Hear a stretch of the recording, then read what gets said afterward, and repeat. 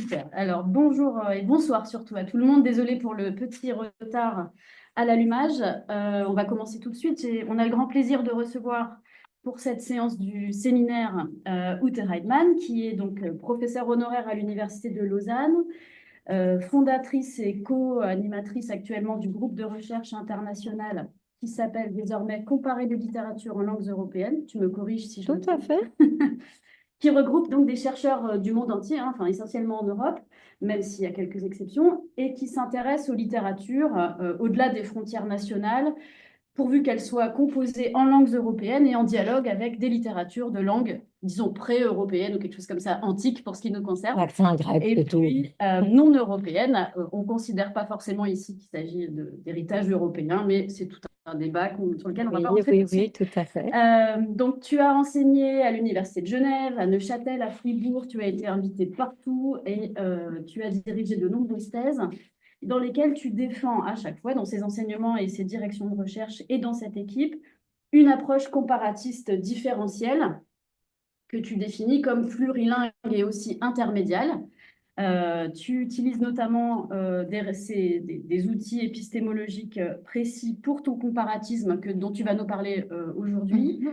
Et tu as appliqué ces méthodes en particulier à un corpus de traditions mythologiques antiques et à des contes européens pour lesquels tu as regardé les fonctionnements textuels, les configurations énonciatives et éventuellement iconographiques aussi, les reconfigurations par le biais de l'intertextualité. Et tu as aussi travaillé sur d'autres domaines et d'autres sujets, notamment pour ce qui concerne les écritures de la mémoire et les écritures de soi, ainsi que les littératures de l'enfance, pour l'enfance ou qui pensent l'enfance. Parmi tes travaux, je cite simplement peut-être parce qu'il est présent quelques collaborations avec Jean-Michel Adam, notamment la textualité et intertextualité des contes en 2006. Un autre collectif que tu as dirigé qui s'appelle Poétique comparée des mythes de l'Antiquité à la modernité, puisque je crois que Claude y a participé, en Oui, tout j'ai cas été certains encore de ses 4 heures. travaux. Il y a aussi d'autres ouvrages en collaboration ou que tu as rédigés seul, qui sont multiples et qui touchent donc soit à des études comparatistes sur des corpus, soit à des réflexions plus épistémologiques sur les enjeux notamment de l'interdisciplinarité au sein du comparatisme. Voilà, je ne vais pas m'attarder davantage à te présenter.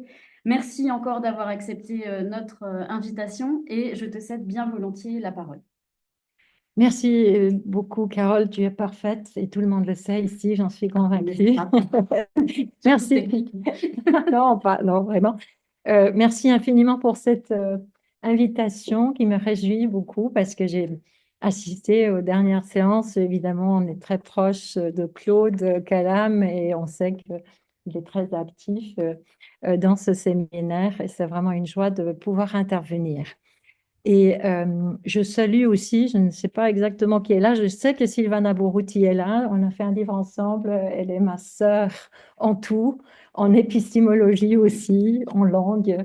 Je la salue sans la voir pour l'instant, mais elle sait, on a une sorte de télépathie. Alors, d'autres que je ne Tu vois peux pas, voir en mais... tout petit sur le haut de Ah oui, l'écran. voilà, oui, très bien. C'est pour exercer ta vision de loin. Non, et pas de problème, j'ai des verres de contact bien réglés. Alors, merci. Et je peux tout de suite, en fait, venir à ce que tu as dit par rapport à la, je vais aller là, voilà. Qu'est-ce que je fais? Je suis effectivement, Carole l'a dit, un comparatiste littéraire, hein. Je parlerai ici de comparatisme littéraire. On a vu le comparatisme anthropologique, hein, le comparatisme de l'histoire des religions. Et là, je n'ai pas d'autre choix que de me définir comme littéraire parce que c'est vraiment ma formation.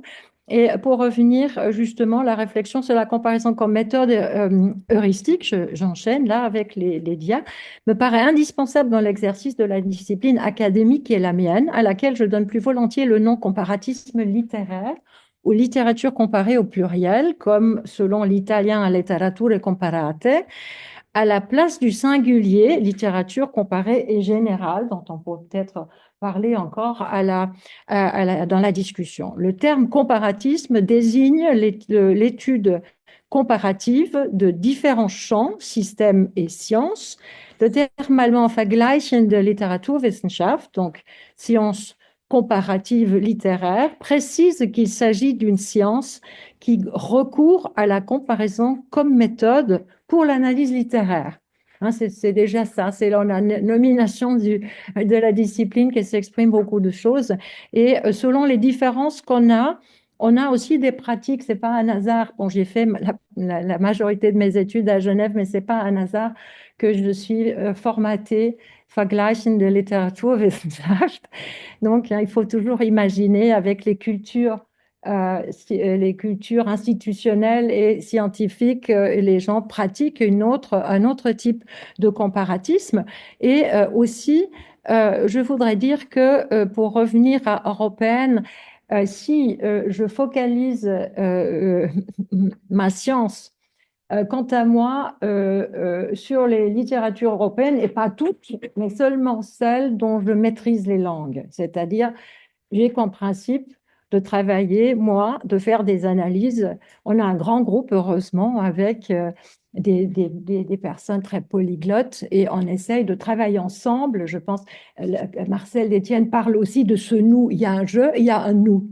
Hein, et ben, on travaille en jeu, mais comme moi je déclare, je ne travaille que sur les textes que je peux lire en original, parce que je pense que c'est différent de lire et de se fier à une traduction. Et je problématise la question de la traduction, hein, du traduire dans le sens de Méchonic. Il y a toujours forcément une poétique de la traduction qui fait que le traducteur, il reconfigure, ça c'est un des concepts, un des termes que j'utilise, hein. Une traduction reconfigure aussi un texte évident et inévitable, hein, à cause du fait, on l'a beaucoup, j'anticipe parce que je ne vais pas plus parler de langue, c'est juste pour clarifier aussi la position et de ce que je pense pouvoir faire et de ce que font les autres dans notre grand nous du clé. Et donc, on part de l'idée aussi avec Silvana Boruti, avec laquelle on a écrit un livre qui s'appelle La Babele in cui viviamo. Et on part de l'idée déclarée par Humboldt, il n'y a pas de synonymie entre les langues. Hein, et donc, parce qu'il n'y a pas de parfaite, il y a bien sûr table éventuellement, mais parce qu'il n'y a pas de synonymie, il faut toujours, en fait, le traducteur va toujours trouver un terme qui correspond et qui s'inscrit dans son propre contexte. Donc, nous, on traite les traductions comme des reconfigurations. Mais pour pouvoir le faire, évidemment, il faut savoir, quelqu'un doit pouvoir plonger dans la traduction. Ça, c'est vraiment quelque chose, et vous allez voir, c'est très important de préciser ça. Hein, parce que ça dépend, disons, tous les paramètres et les concepts que je vais proposer, ils sont en fait alignés sur cette idée que, oui, je lis Apulé, par exemple, ce sera l'exemple, hein, parce que je voudrais bien, dans la discussion avec Carole, je ne sais pas si vous avez pu jeter un coup d'œil sur les deux textes que Marie Saint-Martin a gentiment ajoutés. Marie, et ça c'est Cassandre. Ah, Cassandre, Marie, oh, formidable. Je vais apprendre ça. Une seconde. Ah, c'est vous. Alors, voilà, donc, pour dire que il y a cette idée de la traduction, et c'est différent aussi la pratique. On avait un groupe aussi dans mes assistants, il y avait Myriam Ola qui parle chinois, japonais, grec moderne. Donc, et dans ce groupe, on travaille ensemble, mais quand je travaille moi et dans mes publications, par principe, je travaille sur le grec, le latin, l'italien, l'allemand, le français, en gros l'anglais, et c'est déjà pas mal en Europe, mais c'est pas toute l'Europe. Mais l'idée, les comparatistes européanistes, évidemment, c'est il y a encore beaucoup de travail. Hein. L'Europe n'est pas une, l'Europe se multiplie par plusieurs dizaines de langues et de pays, sans parler de la Commission ou de l'EU. Et c'est un grand travail encore à faire, mais bien sûr, et clairement, c'est pour revenir à votre définition aussi, Vous avez ici la grande chance déjà d'avoir Carole, ce n'est pas seulement bonne pour la technique, Carole qui est doublement compétente pour les langues européennes et pour le grec, le latin et la langue arabe. Donc ça, c'est vraiment une incroyable chance. C'est pour ça que je suis très heureuse qu'elle a rejoint le clé qu'on va bientôt reprendre et qu'elle peut faire partie de ce nous dont nous avons besoin tous, je pense. Alors, donc, mais évidemment, je m'intéresse, mais je ne peux pas faire une analyse en détail parce que l'arabe, je ne le maîtrise pas. Ce serait vraiment. Mais bon, il y a quand même dans le corpus de Carole, et comme on va dans la discussion parler aussi de textes, hein, je me réjouis.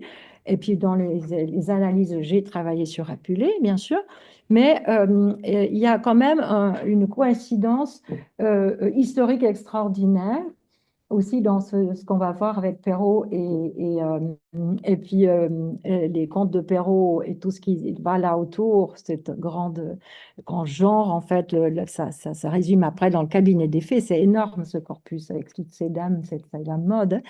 Et qui est le voisin? Il y a deux voisins. Il y a La Fontaine à l'Académie et à l'autre côté, il y a Antoine Galland.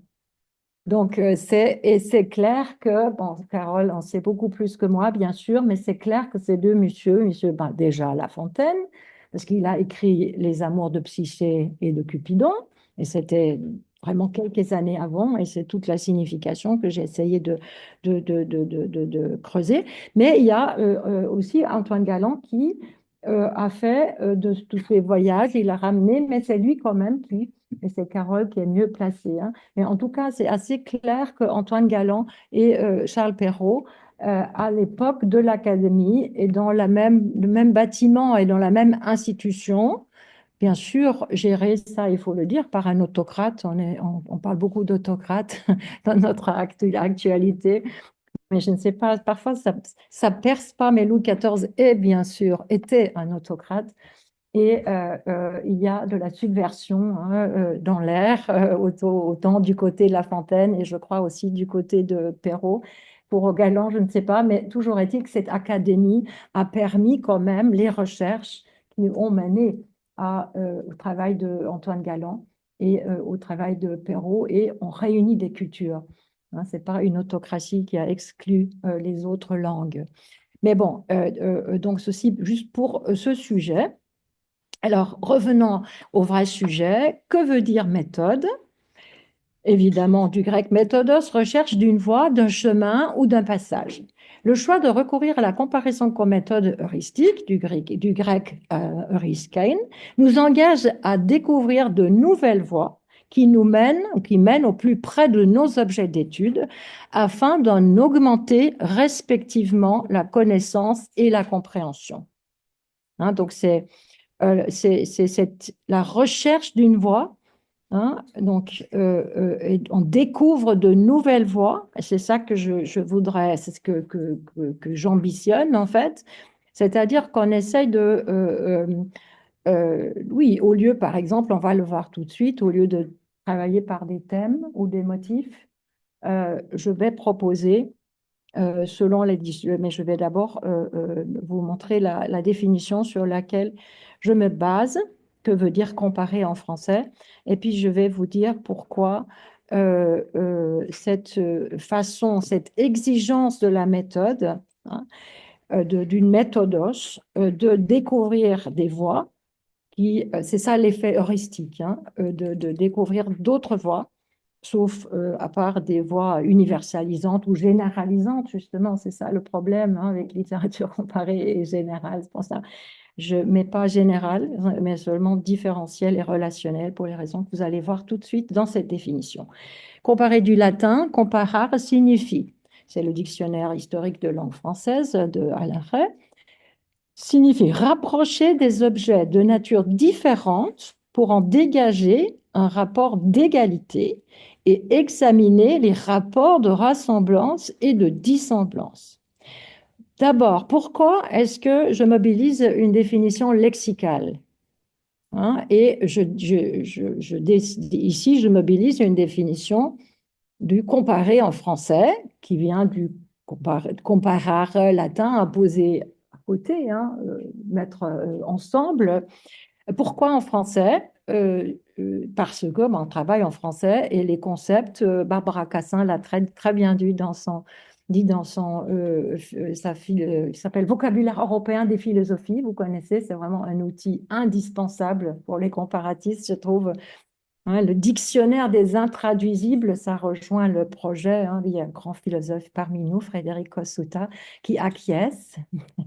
Donc, il y a ici cette idée de... on part du mot pour faire un concept. Donc, on commence par définir, par voir que signifie un mot. Hein, comparer en français, voilà, je pense qu'on peut faire confiance à ce dictionnaire.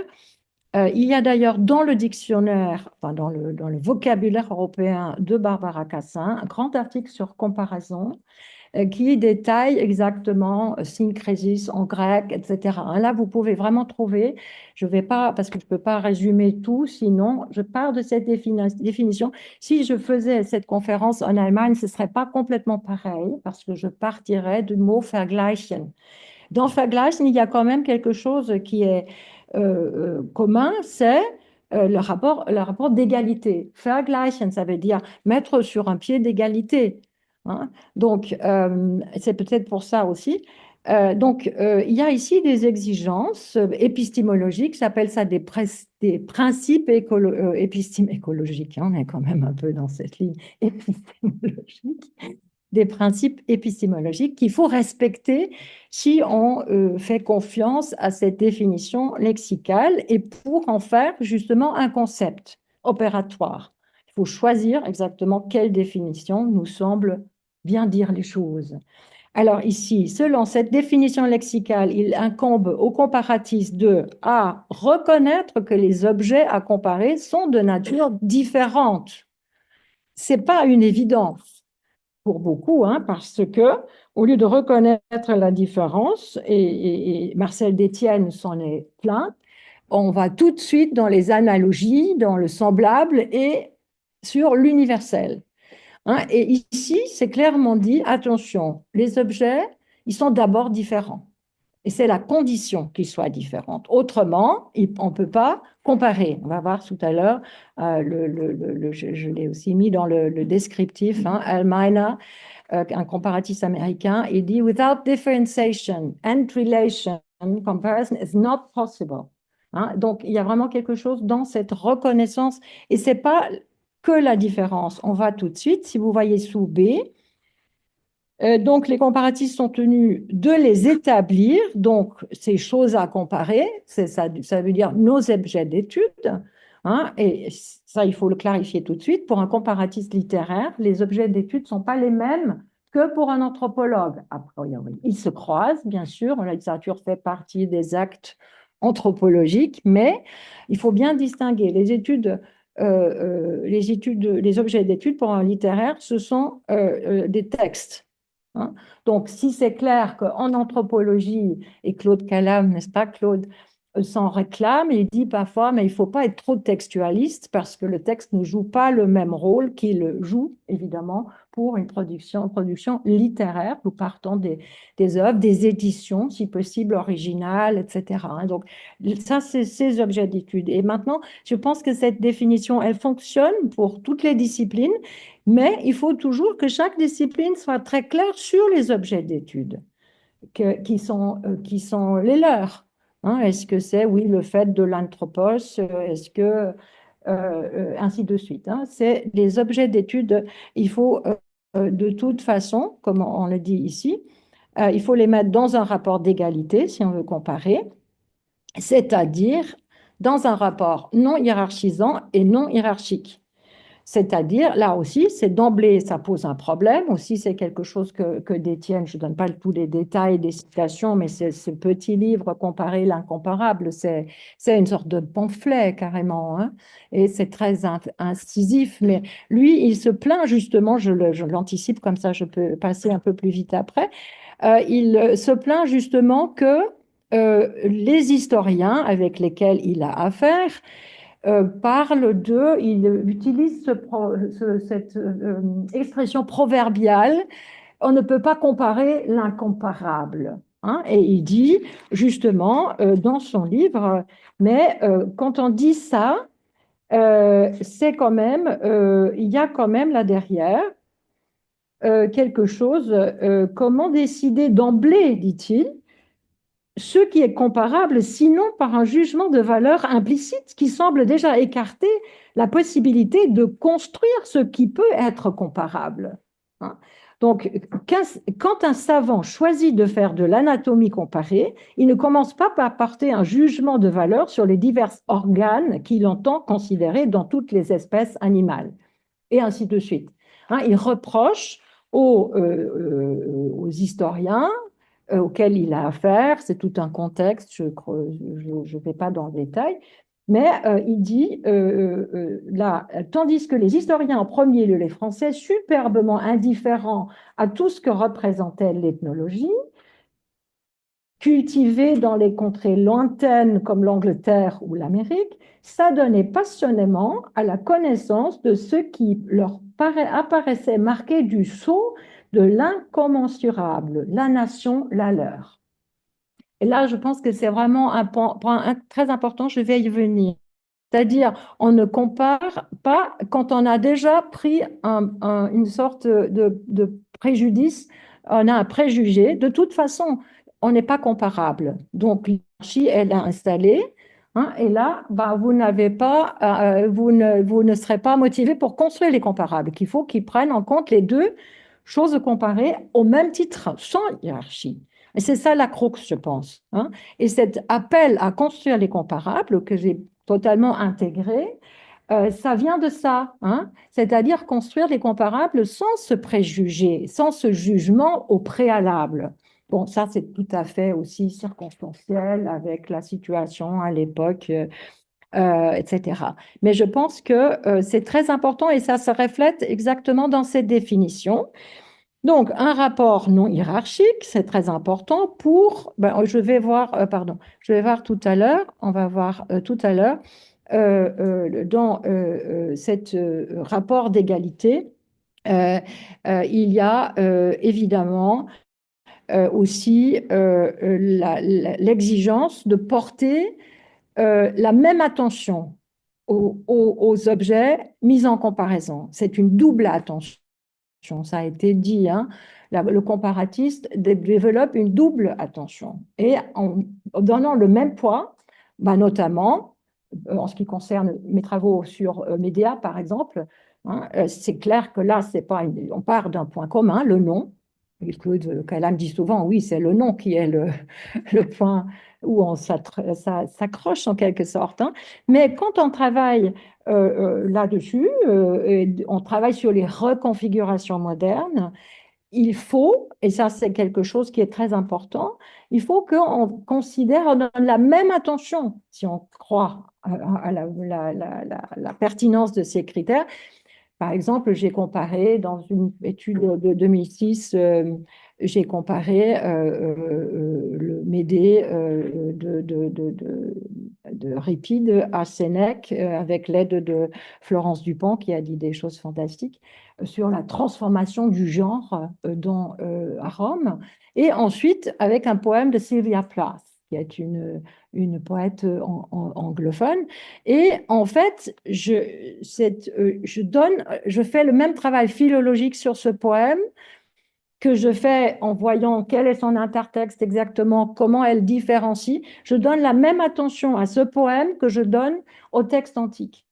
Hein, et ça, c'est pas toujours facile quand on s'inscrit, c'est pas mon cas, dans la discipline de tradition classique, qui forcément va centraliser l'attention sur l'héritage, qu'est-ce qui est resté de l'Antiquité, sans investir, comme moi je le fais en tant que comparatiste européaniste, hein, sans donner cette poids de la même attention. Vous voyez la différence, hein. Je ne dis pas que c'est tout à fait légitime de faire de la tradition classique, mais là, ce n'est pas forcément le comparatisme. Hein, c'est la tradition classique, on voit qu'est-ce qui reste, etc. C'est tout à fait bien, mais je pense que ce n'est pas une comparaison dans le sens qu'on discute ici. Et alors, encore une chose très importante, il faut pas seulement, il faut pas examiner, je le dis ici, hein, non seulement les différences d'une part et les similitudes de l'autre, mais c'est très bien dit ici, mais les relations de ressemblance et de dissemblance que les objets d'étude à comparer entretiennent. Et ça change aussi. Hein, c'est pas, oui, quand j'avais commencé à parler de comparaison différentielle, on m'a dit, ah oui, tu ne vois que les différences. Je dis, mais non, pas du tout. Pas du tout. Je vois précisément, et je le dis ici, il y a ici les différences, là-bas les similitudes, mais c'est différent dans la comparaison différentielle. La différence à la différenciation. Plus que le différent en tant que tel, il s'agit dans le comparatisme heuristique tel que je le conçois, d'explorer le différentiel résultant d'un processus de différenciation. La différenciation, elle n'est pas une dichotomie. Ici, le même et le différent, mais c'est une notion relationnelle qui, au lieu d'opposer le même et le différent, désigne le processus qui mène de l'un à l'autre. Hein, voyez-vous la différence? Hein, on n'a pas cette... et ça, c'est aussi... je partage ça aussi avec Sylvana Borouti, qui va, j'espère, participer à la discussion. Toutes les dichotomies sont nuisibles à la pensée. Parce que on oppose quelque chose au lieu de précisément euh, examiner le rapport, la relation entre le même et le différent. Comment? Et puis différenciation nous permet ici euh, c'est pour ça, vous le voyez ici, hein, la différenciation est une notion relationnelle, encore une fois, hein, la différenciation. Et là, j'ai la citation de Earl Miner: Without differentiation and relation of some kind, comparison is not possible. We cannot compare that which is the same. Some difference must exist, or else we identify rather than compare. Hein, donc, c'est vous identifier la chose antique, en quelque sorte, dans la modernité. Mais ça ne veut pas dire que vous analysez la relation. Et la relation veut dire qu'il y a un processus de différenciation qui est intervenu forcément à cause aussi de la langue. Et on va y venir tout à l'heure. La différenciation intervient nolens-volens parce que, je vais le dire tout à l'heure, la langue, elle fait sens en relation avec son contexte. On ne peut pas faire sens sans se lier au contexte. Donc, c'est clair, Sylvia Plath, 1960, elle a un autre contexte, elle a un autre cadre culturel, mais aussi un autre contexte linguistique. Elle va forcément, on ne peut pas faire autrement.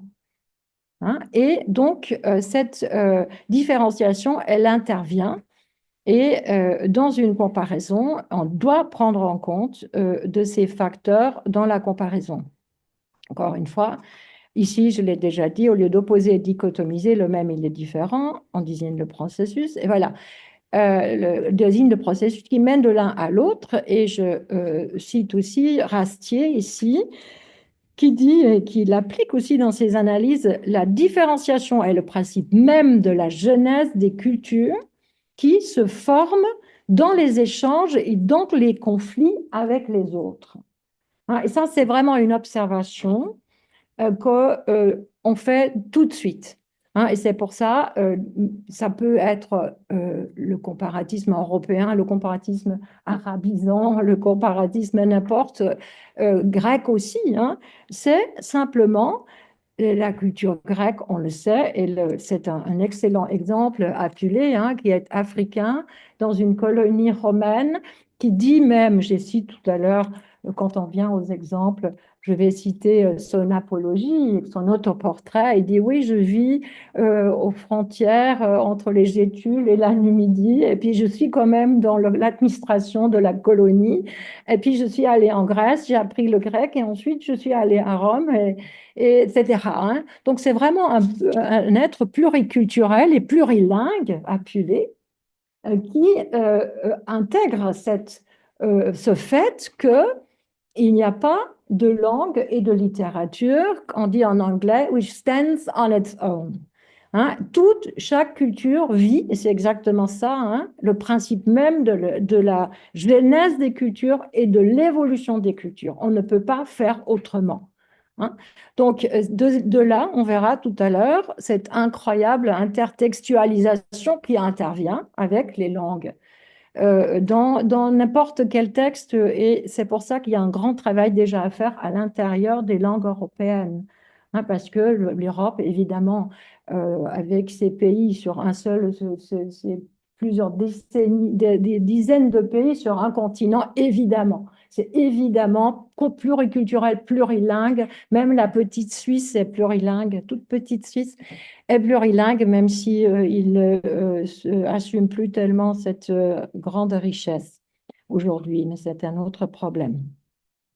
Euh, donc là, on peut encore, d'autres, l'évolution même des langues, littératures, soutenue par un tel processus complexe de différenciation. Exemple, hein, aussi, français, portugais, italien, etc., sont autant de façons de se différencier du latin comme les multiples formes du créole se différencient des langues des cultures. Et je pense, de parler encore à Carole, je pense qu'il y a quelque chose comme ça chez Apulé avec son plurilinguisme. Hein. Il y a aussi une façon de se différencier justement des langues des colonisateurs.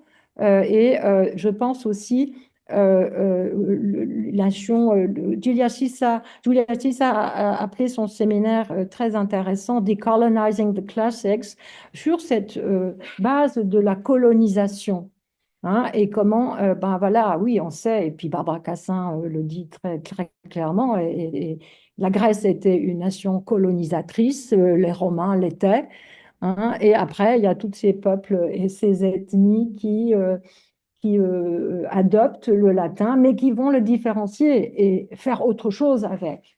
Hein. Et vous allez voir, je vais faire intervenir aussi le Chamoiseau et Édouard Glissant pour mobiliser cette... voilà déjà. Excusez-moi, j'ai pas pu faire les mêmes caractères toujours. J'espère que c'est pas trop gênant. Enfin, les mêmes tailles, parce que j'ai un peu faire les différentes citations. La différence, ce n'est pas ce qui nous sépare, c'est la particule élémentaire de toute relation. C'est par la différence que fonctionne ce que j'appelle la relation avec un grand R. Ça, c'est Édouard Glissant, vous savez, hein, il y a ce groupe d'écrivains martiniquais, surtout chamoiseaux, qui ont vraiment apporté, je pense, à cause de cette idée de l'archipel plurilingue. Le Martinique et tous les Antilles sont plurilingues d'histoire. Hein, et ils ont en quelque sorte incorporé ce principe du pluralisme des cultures, parce qu'ils étaient colonisés successivement, hein, par les Portugais, par les Chinois. Il y a vraiment, Chamoiseau écrit ça magnifiquement c'est vraiment un livre très intéressant aussi pour le contexte, Écrire en pays dominé, hein, Patrick Chamoiseau, où il décrit en fait cette multitude. Hein, il fait un voyage à travers la Martinique et pour détecter, il dit moi syrien, moi colon, moi syrien, moi chinois, moi pour voir toutes ces strates, hein, qui sont sur cette île présente. Et, euh, et donc moi je pense que justement cette euh,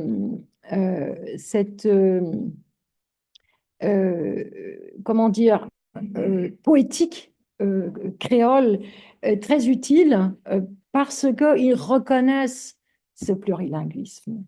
Hein. Et là aussi, j'utilise très souvent, vous l'avez peut-être vu, Chamoiseau, qui est un élève en quelque sorte, ami de Glissant, dont il était longtemps vraiment le disciple, mais il a vraiment, là, il a fait un manifeste avec deux autres écrivains.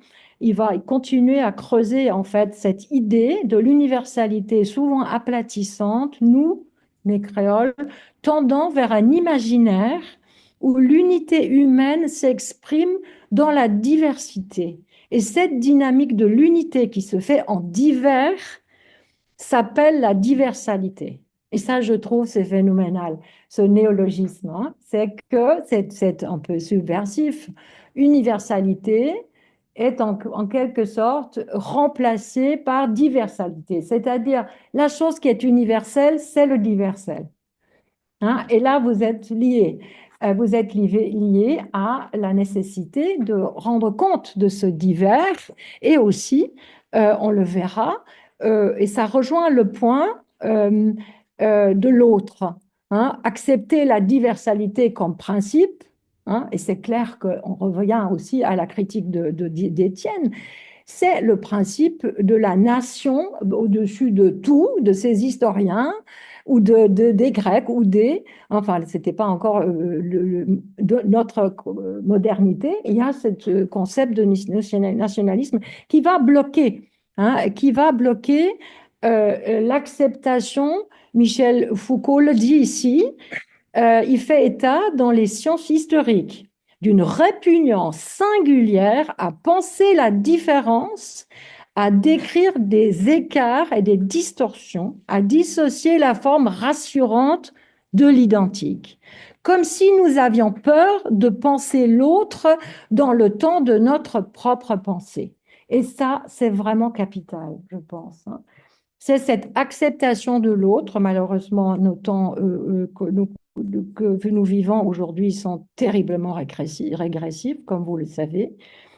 Et encore une citation de l'archéologie du savoir.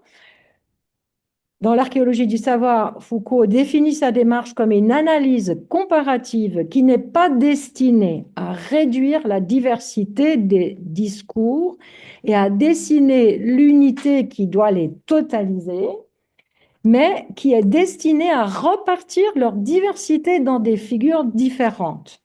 La comparaison archéologique n'a pas un effet unificateur, mais multiplicateur. Et ça, c'est vraiment quelque chose que j'intègre complètement. J'adhère à ça complètement parce que l'unité qui doit les totaliser serait forcément, hein, c'est l'idée d'un universel, l'idée d'une supériorité par rapport à d'autres, hein, et qui va les totaliser, mais la comparaison archéologique, c'est pour ça les analyses que je fais, j'appelle ça volontiers l'archéologie, et ça prend autant de temps de faire l'archéologie bon, déjà, je pense d'Abulé, mais des contes de Perrault avec le parallèle des anciens et modernes. Il a fait une œuvre monumentale sur le parallèle, il paragone en italien, hein. Paragonare, c'est le parallèle des anciens et modernes, où il a théorisé, il a réfléchi. Et là, après, il fait 2 volumes de contes. On verra ça tout de suite. Avec le premier commence avec Podane, et ensuite il a tous les autres contes qui déclinent en quelque sorte, qui déclinent les figures, le différents possibles de la figure de Psyché. C'était juste pour vous dire à quel point cet effet multiplicateur, je pense, est important de point de vue heuristique. Voilà, donc voilà, je dis un peu ce processus de différenciation significative. Donc l'analyse est différentielle aussi, c'est le processus de différenciation significative dans le passage d'une langue, littérature, culture et d'une époque à l'autre, donc aussi de l'Antiquité au Moyen Âge, au Baroque, à la Renaissance, mais aussi au sein d'une même langue, littérature ou culture, hein. Il y a ces paliers aussi à l'intérieur de la littérature grecque, c'est plusieurs périodes, la littérature latine, c'est clair, que la comparaison différentielle a pour but de mettre en évidence, hein. Donc, c'est ce processus de différenciation significative, parce que c'est cette différenciation qui va créer le fil en quelque sorte, hein. C'est ça qu'on va traquer. Avec encore une fois l'idée que la différenciation, elle est inéluctable parce qu'elle est liée au temps, elle est liée au changement de contexte. Merci, Carole. Donc, construire les comparables. Je mis exprès Marcel d'Étienne après Michel Foucault, hein, parce que le livre date de 2000 et je pense qu'il a vraiment bien sur le fond déjà de ce que j'ai dit tout à l'heure. J'ai cité avec ce conflit avec les historiens. Le présupposé d'un prétendu universel empêche donc de l'unité, de la de ce qui a été totalisé. D'ailleurs, universalisé, généralisé vont malheureusement un peu dans le même sens. empêche non seulement de reconnaître et d'explorer ce qui est différent, différentiel, mais aussi de prendre conscience de la nécessité de concevoir la démarche comparative comme un acte de construction. C'est ce que j'ai dit tout à l'heure. Construire les comparables, précise Marcel Détienne, signifie dépasser le cercle étroit de l'immédiatement comparable, dépasser l'horizon restreint à l'opinion dominante. Hein, ça, c'est très important aussi. Le cercle étroit, c'est-à-dire, oui, ah oui, alors ça, c'est clair, c'est le trait commun, on va rester avec ça. Ça, c'est le plus évident. Hein, et puis, on va oublier les différences, on va juste utiliser le trait, etc., m'aider, mais comme si m'aider restait la même, bien sûr, elle ne reste pas la même. Ce serait dommage qu'elle restait la même. Dépasser l'horizon restreint à l'opinion dominante. Hein, c'est aussi très bien dit. Barbara Cassin aussi, elle dit, vous savez, elle déconstruit tout en étant une helléniste complètement enthousiaste. Elle dit, mais c'est les Grecs eux-mêmes avec le logos qui ont en quelque sorte universalisé, hein, en appelant les autres qui n'ont pas le logos grec les barbares. Et elle dit, moi, je me méfie de l'universel parce que l'universel, c'est toujours l'universel de quelqu'un. Hein, donc, ça dit vraiment exactement ça. Je résume ici les différents principes. Je dis dans mon descriptif, oui, je voudrais mettre en avant ces principes épistémologiques qui sont inhérents, en quelque sorte, à cette opération mentale qui est la comparaison, comme méthode heuristique. Hein, bien sûr, il y a beaucoup de gens qui pensent que la comparaison, c'est une comparaison de dire comme, etc. Mais Barbara Cassin, dans l'article qui est écrit par plusieurs personnes sur comparaison, elle décline tout ça. Hein, c'est vraiment très intéressant. Donc, qu'est-ce qui reste à retenir, différencier au lieu de généraliser et d'universaliser? On peut encore mettre dans cette rangée au lieu d'essentialiser. Hein, c'est aussi dans le même esprit. Construire les comparables au lieu d'introduire des préconstruits. Ça, c'est pour ça, il parle d'Étienne, et là, je souscris à 100% d'un comparatisme constructif. Hein. Établir les critères d'égale pertinence et configurer, après, c'est ça, configurer les critères et plans d'analyse. J'ai déjà à peu près eu ces quatre en 2006 quand j'avais publié l'article pour le volume de Claude Calame. Configurer les critères, on va voir tout ce que les différents critères, ils travaillent ensemble en fait, hein, et c'est pour ça qu'il faut après les configurer dans une sorte de modélisation. Euh, Là, ça on peut passer. Voilà, voilà les égales pertinences, c'est bon. Positiviste. Voilà. Alors maintenant, avant de passer maintenant à comment je vais utiliser ces principes, je vous donne encore le très magnifique résumé de ces enjeux euh, épistémologiques faits par ma chère amie Sylvana Borouti, qui est épistémologue. Et alors, on l'avait connue lors d'un colloque où elle avait le rôle d'épistémologue et de voir, de déterminer qu'est-ce que ça veut dire ce type de comparaison que je présentais. Alors elle dit, c'est vraiment, le comparatisme différentiel idéologique ne se comprend pas de façon positiviste comme une démarche allant du particulier au général et à un prétendu universel, mais il dessine le cadre conceptuel d'une comparaison pour laquelle le comparable est toujours à construire, toujours. Pardon. Attendez, voilà. Ce comparable n'est pas induit à travers l'association des données, mais construit à partir d'une opération de différenciation, à partir de la construction d'un axe de comparaison et de l'établissement réfléchi des critères de comparaison. C'est exactement ça. Hein. C'est une méthode qui n'est pas ni inductive ni déductive. C'est aussi Sylvana qui l'a formulé très clairement. C'est une méthode abductive, c'est-à-dire qui va chercher, qui va travailler sur un corpus et ensuite tirer de ça des hypothèses de fonctionnement, hein, et ensuite formuler cette hypothèse et ensuite retourner encore dans le corpus pour voir est-ce que ça marche. Hein, c'est ça, c'est l'aller-retour entre inductif et déductif. Je ne sais pas si vous avez des questions. Après, je vais juste continuer. N'hésitez pas de me les poser. Donc, Euh, voilà, je vais décider, c'est un petit peu le déroulé. Déjà enlever ça. Voilà. Hein.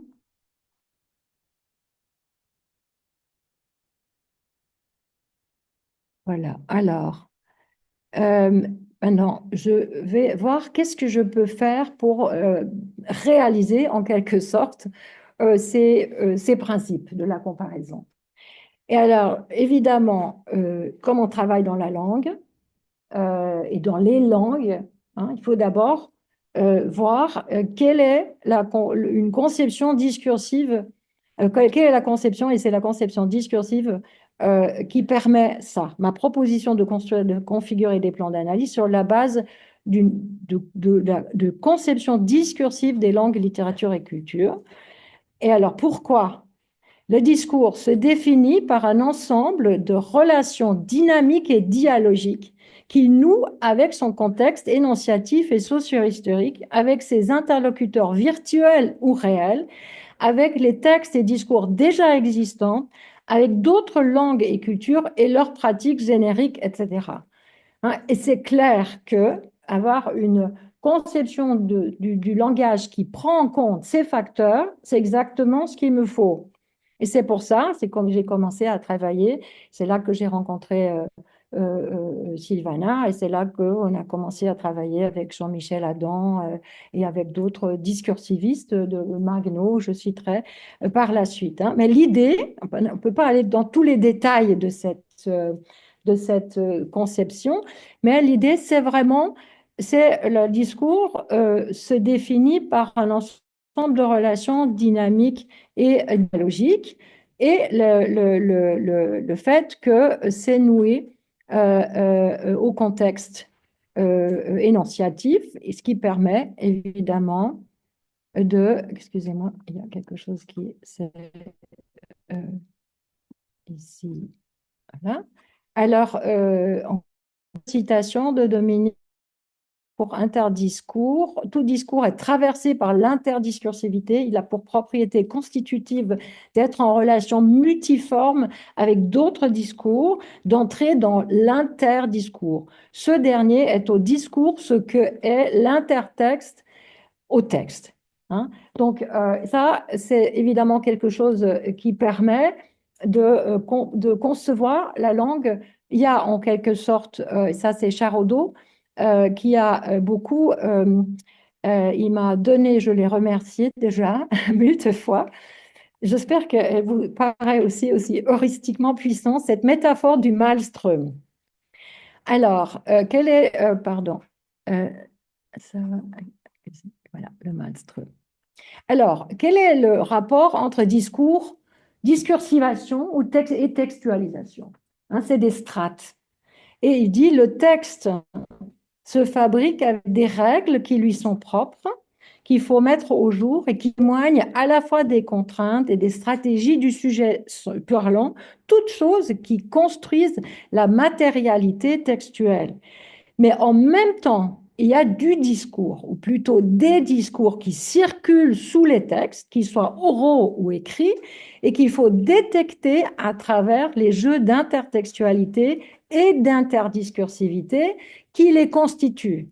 C'est donc ce maelstrom, j'ai fait un schéma, je ne sais pas si on aura le temps de le présenter.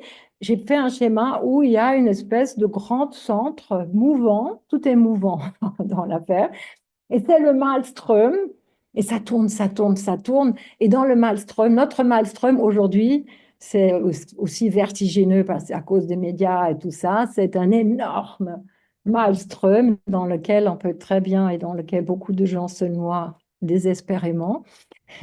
Donc, il y a tout dans ce maelstrom, tous les discours qu'on entend, toutes les paroles qu'on n'a jamais entendues, tous les textes qu'on a lus, mais aussi, pas seulement, et c'est ce que j'essaye de travailler, mais je ne vais pas beaucoup aller là-dessus, il faut déjà, il y a aussi les images qui sont dans ce maelstrom. Hein, et ce n'est pas seulement un maelstrom de discours, de mots, mais aussi d'images, même d'images mentales. Hein, et tout ça, quand on est face à ça, puis l'enfant, quand il apprend, il s'imprègne de tout ça.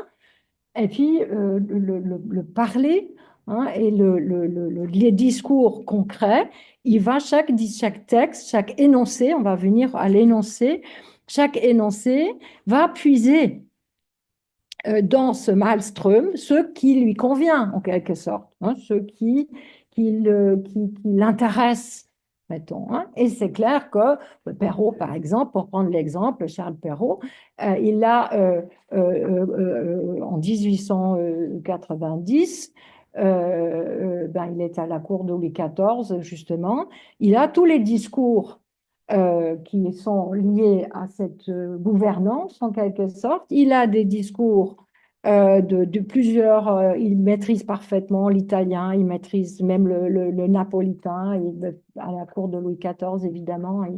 Il maîtrise parfaitement le latin qui lit dans le texte. Son père lui a parlé en latin, un peu comme avec Montaigne. Et donc, lui, il a un grand choix. Hein, et il a des différentes productions. Il y a d'une part la Fontaine, il y a Montaigne, donc il va dans ce maelstrom, il y a tout ça. Hein, il va choisir pour construire lui un texte ou un récit, une histoire.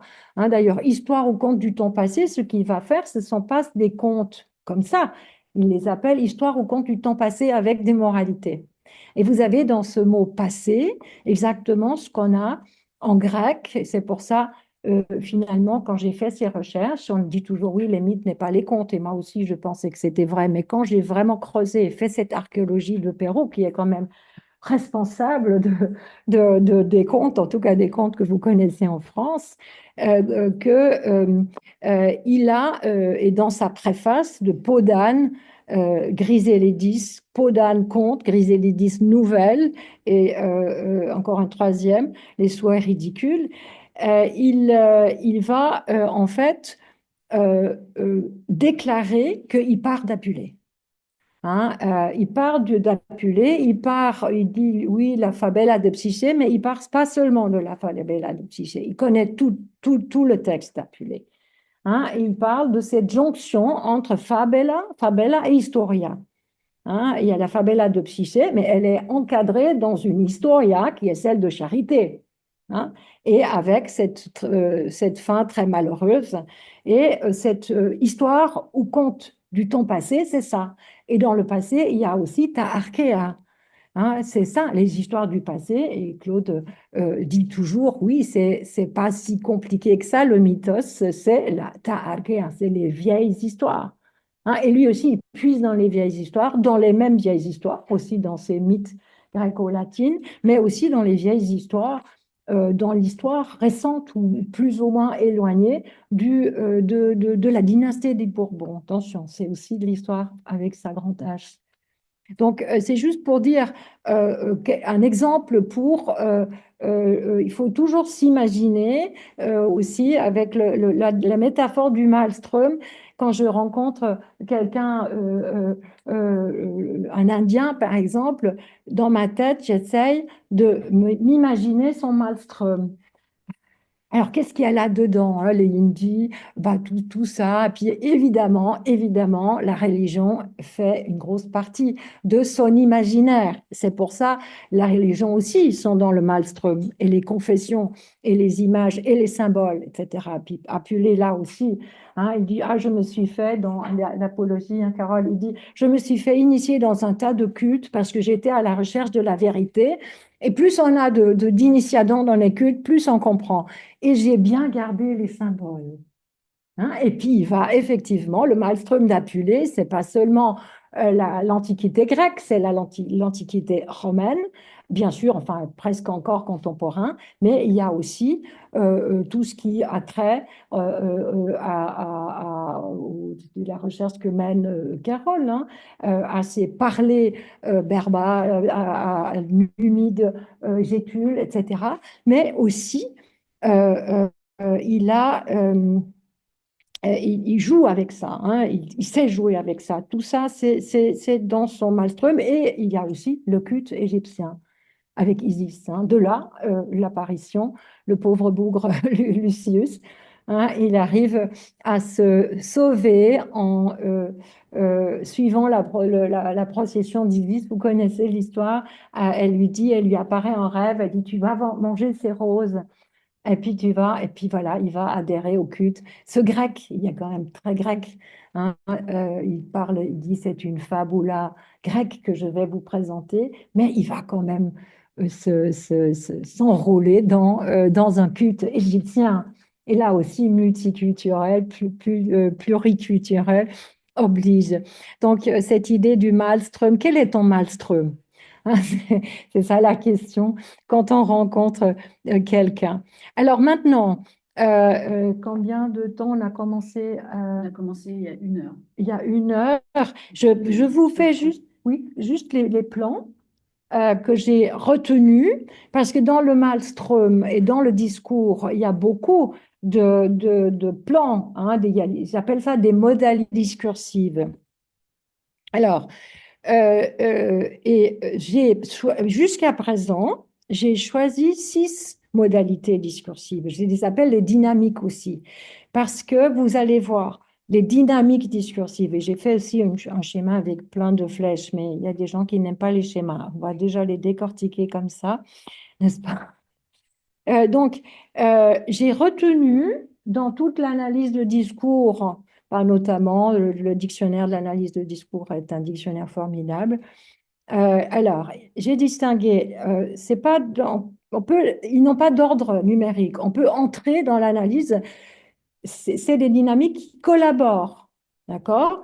Donc, c'est pas 1, 2, 3, 4. En principe, mettons, logiquement, on commencerait avec les modalités de la verbalisation, parce qu'on plonge dans le texte en lien. J'ai mis ça comme ça, parce que l'énonciation, c'est peut-être la plus complexe des catégories.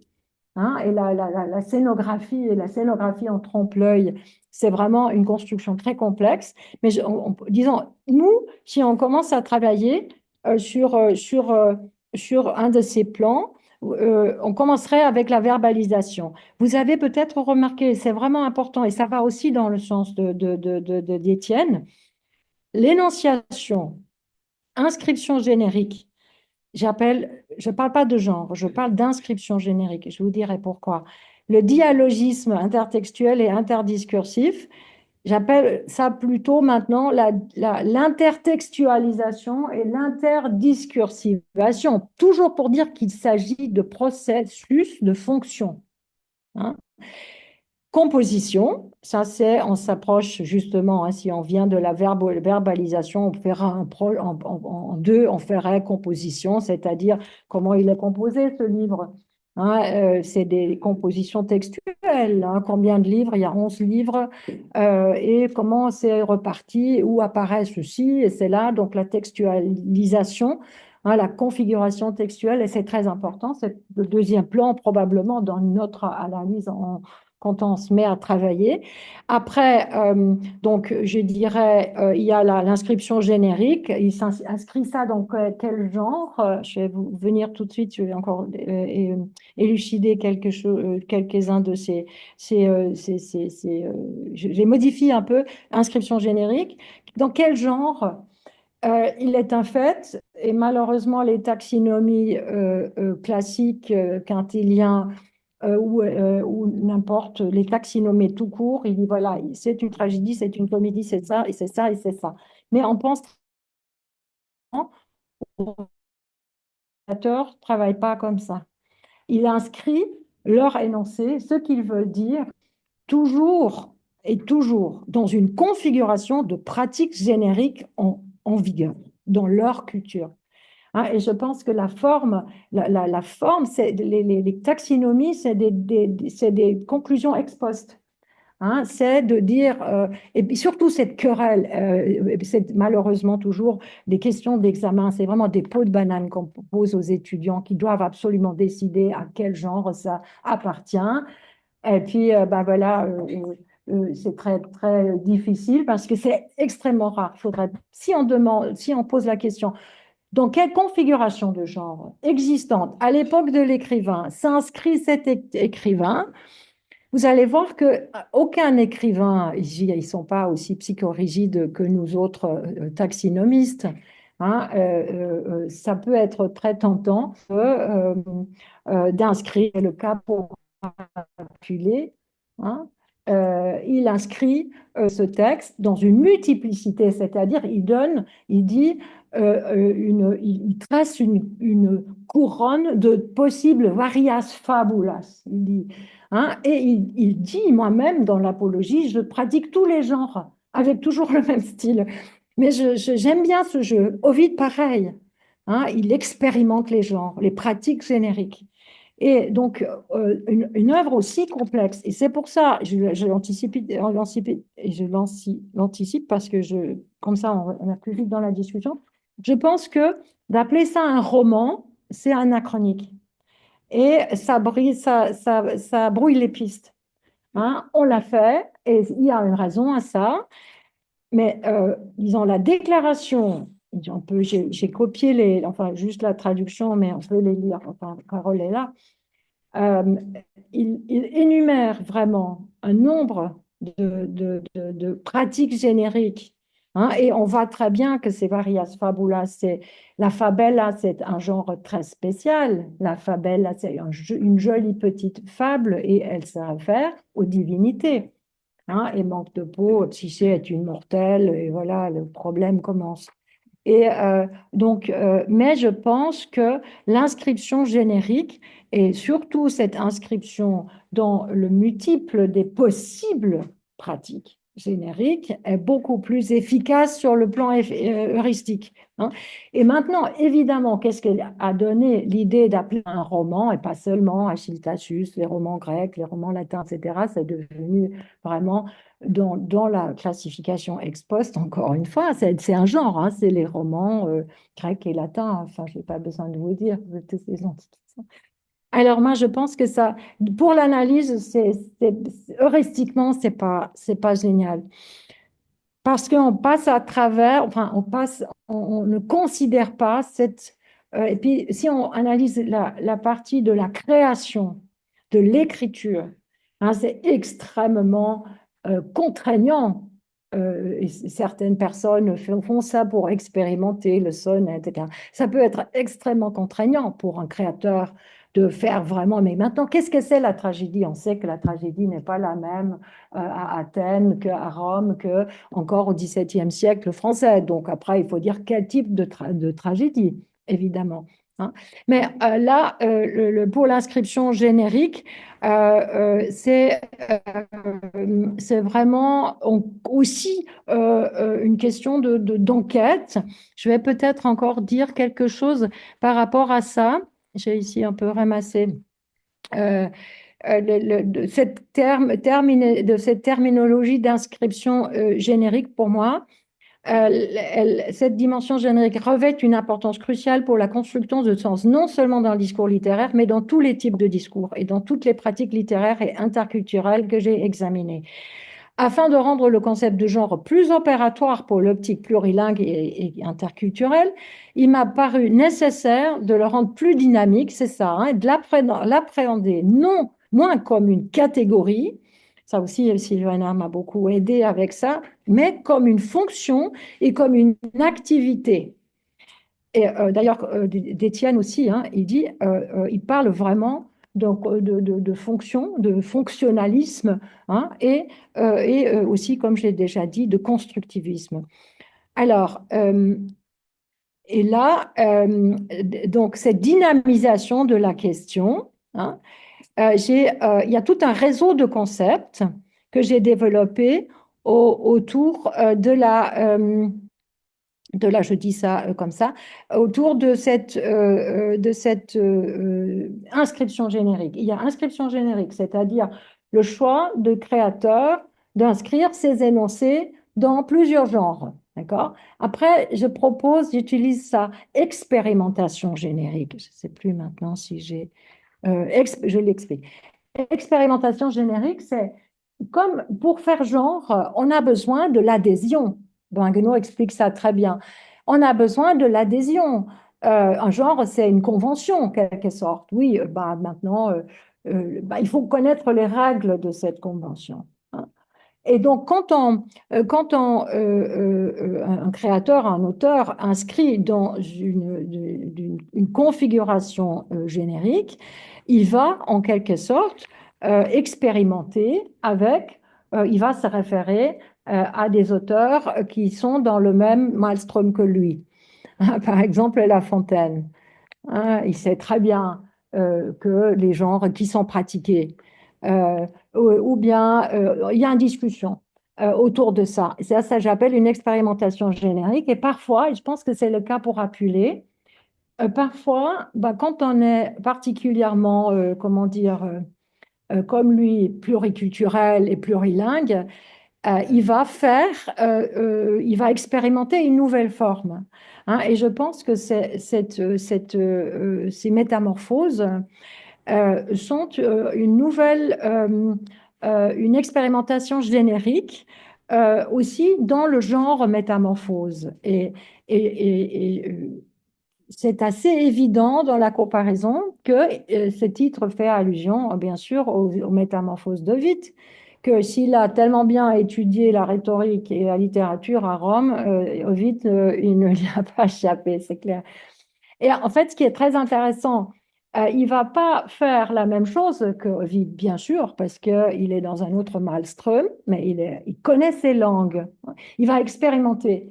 Hein, il va expérimenter, voilà, c'est une fable à ça, ben après il y a toutes ces choses obscènes, et puis il y a tous ces trucs, les fables milésiennes, puis, etc. Hein. Il ramasse tout ce qu'il peut, parce que, et Bakhtin l'a bien dit aussi, hein, les genres, euh, ça, c'est vraiment l'appréhension du fonctionnement générique. L'activité générique d'un auteur consiste à inscrire ce qu'il veut dire dans les configurations.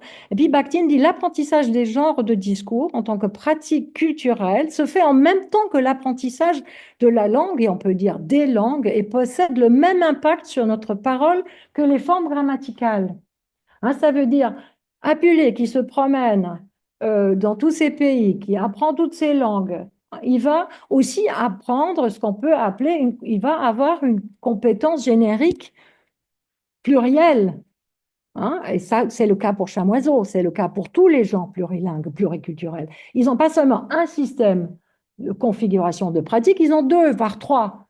Hein, il peut jouer avec ça. Hein, il peut, et ça relève de l'expérimentation. Maintenant, voilà, j'ai décidé d'écrire en romain, en latin. Donc, et puis il dit, dans son apologie, il fait dire aussi à son personnage Lucius, ah oui, moi j'ai quand même fait quelque chose. Comme il a aussi un autre intertexte qu'on connaît pas, Loukios Onos, qu'il est en grec, il dit, mais moi j'ai introduit, j'écris en latin et j'ai proposé des mots en traduction pour le grec que personne d'autre a fait. Hein, et son personnage va le dire aussi. Donc, il y a une expérimentation générique qui est une expérimentation plurilingue en même temps. Hein. C'est ça l'intérêt aussi de ces auteurs, évidemment. Et puis, moi, je suis très en admiration de ce qu'a fait Florence Dupont dans son livre sur l'histoire. Elle dit, mais enfin, la latinité, c'était plurilingue, c'est pas que le latin classique. Hein, ça parle toutes les langues et ça parle beaucoup de langues différentes et il faut considérer ça. Et c'est exactement ça. Hein. C'est une hétéroglossie il y a différents mots pour ça. Et ça entraîne cette expérimentation générique et aussi une expérimentation stylistique, etc. Hein. Voilà. Donc, juste par rapport à inscription générique, dialogisme intertextuel, je pense, et interdiscursif, c'est assez clair avec tous ces livres qui flottent par là. Donc, on puise dans La Fontaine, dans les livres grecs, dans les livres selon les cultures. Et puis, modalité de la composition, on a déjà parlé de ça. On va venir à l'énonciation encore. Et puis, la dernière que j'ai, maintenant on va juste concentrer un petit moment sur l'énonciation, et c'était ça le but de vous montrer cette scénographie en trompe-l'œil. Et puis encore, j'anticipe ici, modalité de la matérialisation, hein, ici, en 6. Ça, c'est la plus récente, mais elle est déjà en train de s'extrapoler aussi parce que la matérialisation, ça veut dire inscription sur un médium de support, papyrus, pierre, monument, rouleau, livre digital, bien sûr. Hein. Et puis, elle nous montre donc cette matérialisation pour icono-verbal parce qu'on voit très bien les vases grecs, ils donnent l'image de la figure mythologique avec une inscription. Hein, c'est beaucoup verbal si l'on veut. Ça peut être icono-verbal ou iconotextuel. Hein. Et puis, ça collabore. Là aussi, c'est pas quelque chose. J'ai beaucoup travaillé avec mon très estimé collègue Marco Maggi de Lugano, qui est aussi spécialiste de photographie et des images. Et puis, on a fait un colloque ensemble. Il y avait une querelle entre les visual arts et les autres, les littéraires. Hein. Et là encore, il y a une espèce de désespoir de ces dichotomies. Non, l'image est plus importante, mais non, c'est le discours, c'est la parole qui est plus importante. Et puis, alors, on peut dire, mais non, ça collabore. Hein, on a des expressions différentes et on voit très bien ça. Un enfant, il commence à dessiner, c'est une façon de s'exprimer. C'est pour ça que les psychologues ils disent aux enfants de dessiner pour comprendre quel est leur problème. Et ça, et puis là, j'ai fait une grosse enquête sur Le Petit Prince de Saint-Exupéry. C'est vraiment les images, ils collaborent, ils ne sont pas des illustrations, ils redisent pas, enfin, je parle des images artistiques, hein, et c'est le cas pour Saint-Exupéry, c'est le cas pour beaucoup. Ces images ne disent pas exactement ce que dit le texte, mais ils peuvent compléter ou ils peuvent contrecarrer. J'ai montré aussi les contes de Perrault, le manuscrit, enfin, il y a des vignettes dessus. Et l'image qui surplombe chaque conte. Hein, et je vais vous montrer, je peux vous montrer tout à l'heure quelques images. Mais les images sont ultra parlantes et j'ai montré qu'il y a des dynamiques icono-verbales qui peuvent être de types différents. Par exemple, Perrault, il va mettre une vignette qui dit le contraire de ce qui dit le texte. Et c'est au spectateur et au lecteur de décortiquer ça. Et c'est dans la collaboration qu'on va comprendre la morale très sensée. Hein, c'est très subtil. Et donc, cette iconotextualisation, c'est pour ça que je l'ai mis ici. Hein. Parfois, les œuvres intègrent les images, mais on a aussi, justement, dans l'Antiquité aussi, et dans l'Antiquité en Égypte, déjà, les hiéroglyphes sont déjà en partie, évidemment, des représentations d'images. Hein, donc, je pense qu'il faut partir de l'idée.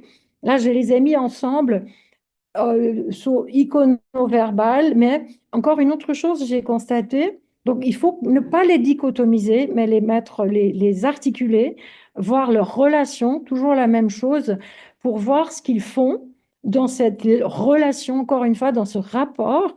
Et c'est très, très étonnant. Et d'ailleurs, le anthropologue ethnographe Philippe Descola a fait une œuvre monumentale sur les formes du visible, hein, les façons de figurer. Hein, et on lui reproche d'être structuraliste parce qu'il vient de Lévi-Strauss, mais il a quand même fait une chose. Il n'a pas fait le cuit et le cru, mais il a distingué les différentes façons de figurer de certaines peuplades et de nous occidentaux. Et c'est pas pareil. Hein, et ça, c'est exactement ça. Au lieu d'analyser une chose substantive, on analyse les façons de faire. Et c'est exactement son livre. Hein, c'est les différentes façons de figurer. C'est incroyablement. Et puis, en passant, il a fait une histoire littéraire, une histoire de l'art européenne, occidentale, qui est la nôtre, et on va très bien en comparaison avec la façon de figurer des hachoirs, qui est la peuplade dont il a analysé la figuration, à quel point c'est différent. Hein. Et c'est ça qui va dire quel est notre rapport à cette réalité qu'on veut représenter. Elle est différente d'une culture à l'autre. Et c'est totalement éclairant. Hein. Donc ça demande à être expliqué. Oui, enfin, juste encore par rapport à cette modalisation, énonciation, c'est 6 pôles. Hein. Pourquoi ces 6 pôles? C'est parce que c'est des discours, des modalités, des dynamiques discursives et aussi iconiques, euh, disons, qui contribuent essentiellement à la construction de la signifiance. Mais il y en a un nombre indéfini. Hein, vous pouvez aussi les mettre de plus en plus finement. Vous pouvez dire, bah, Gilles Philippe, par exemple, c'est par rapport au style. On peut beaucoup distinguer. Je pourrais, en fait, dans cette représentation, j'ai mis les 6 axes pour avoir, c'est comme des axes particulièrement importants. Mais s'il vous arrive de dire, mais non, il y a encore une autre, moi j'ai dit, j'extrapole. Hein, est-ce que je vais extrapoler l'iconisation? Hein, ou bien, il y a un truc très intéressant chez Descola, il parle une image, il y a une image iconique et il y a une image indicielle. Et ça, c'est très intéressant aussi. Hein.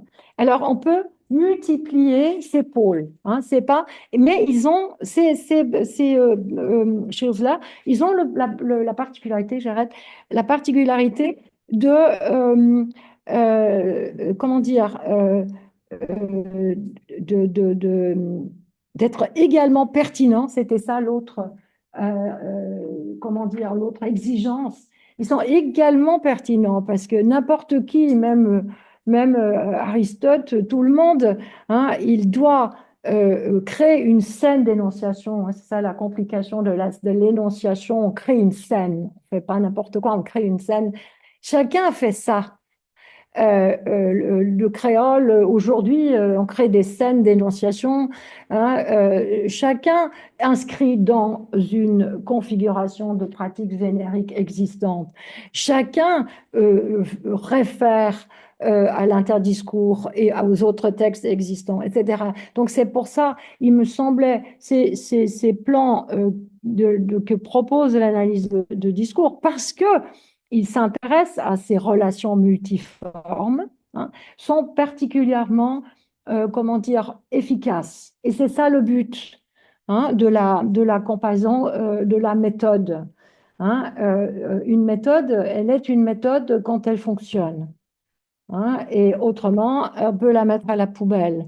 Hein. Et c'est pour ça, on doit à chaque fois éprouver l'efficacité. Si je fais ça, si maintenant j'analyse, je compare le texte de Perrault, ces deux images hein, on va faire ça dans la discussion, à ces images que je vous ai montrées, euh, euh, hein, si je compare ces 2 volumes, et je sais à quel point c'est important l'énonciation, hein, euh, j'ai là un plan de comparaison qui va déterminer toute l'œuvre, en fait. Hein, parce que ce que j'ai dit aussi dans les 2 articles que je vous ai lus, hein, l'énonciateur, c'est un énonciateur ici, c'est l'âne hein, qui écoute et qui dit en jeu dans le texte, c'est dommage que je n'ai pas un stylet parce que j'aurais bien voulu écrire, sous-entendu, je ne peux que vous raconter. Mais bien sûr, tout le monde sait qu'un âne, il ne peut pas écrire avec un stylo, etc. Et Perrault, comme j'ai dit, il a remplacé cette Anne par son propre fils, dont il dit qui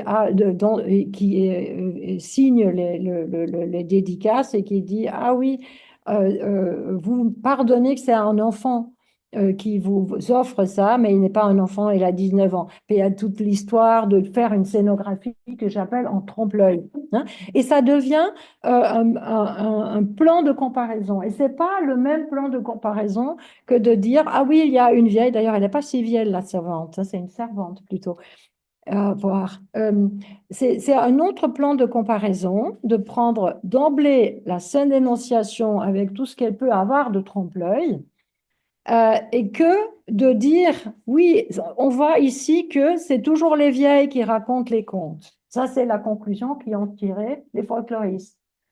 Hein, je me suis beaucoup bagarrée avec les folkloristes américains, notamment, qui, ben voilà, ces 2 images, ça c'est en fait, c'est clair que l'âne est une Peut-être fiction. juste pour ceux qui Oui, connaissent très mal, ça c'est enfin, c'est dans une longue tradition iconographique de oui, représentation de la façon dont Apulée met en scène dans l'Andor le fait que le personnage principal qui est transformé en âne entend dans une caverne de brigands une vieille servante raconter à une jeune femme qui s'est fait enlever par les brigands l'histoire de Psyché.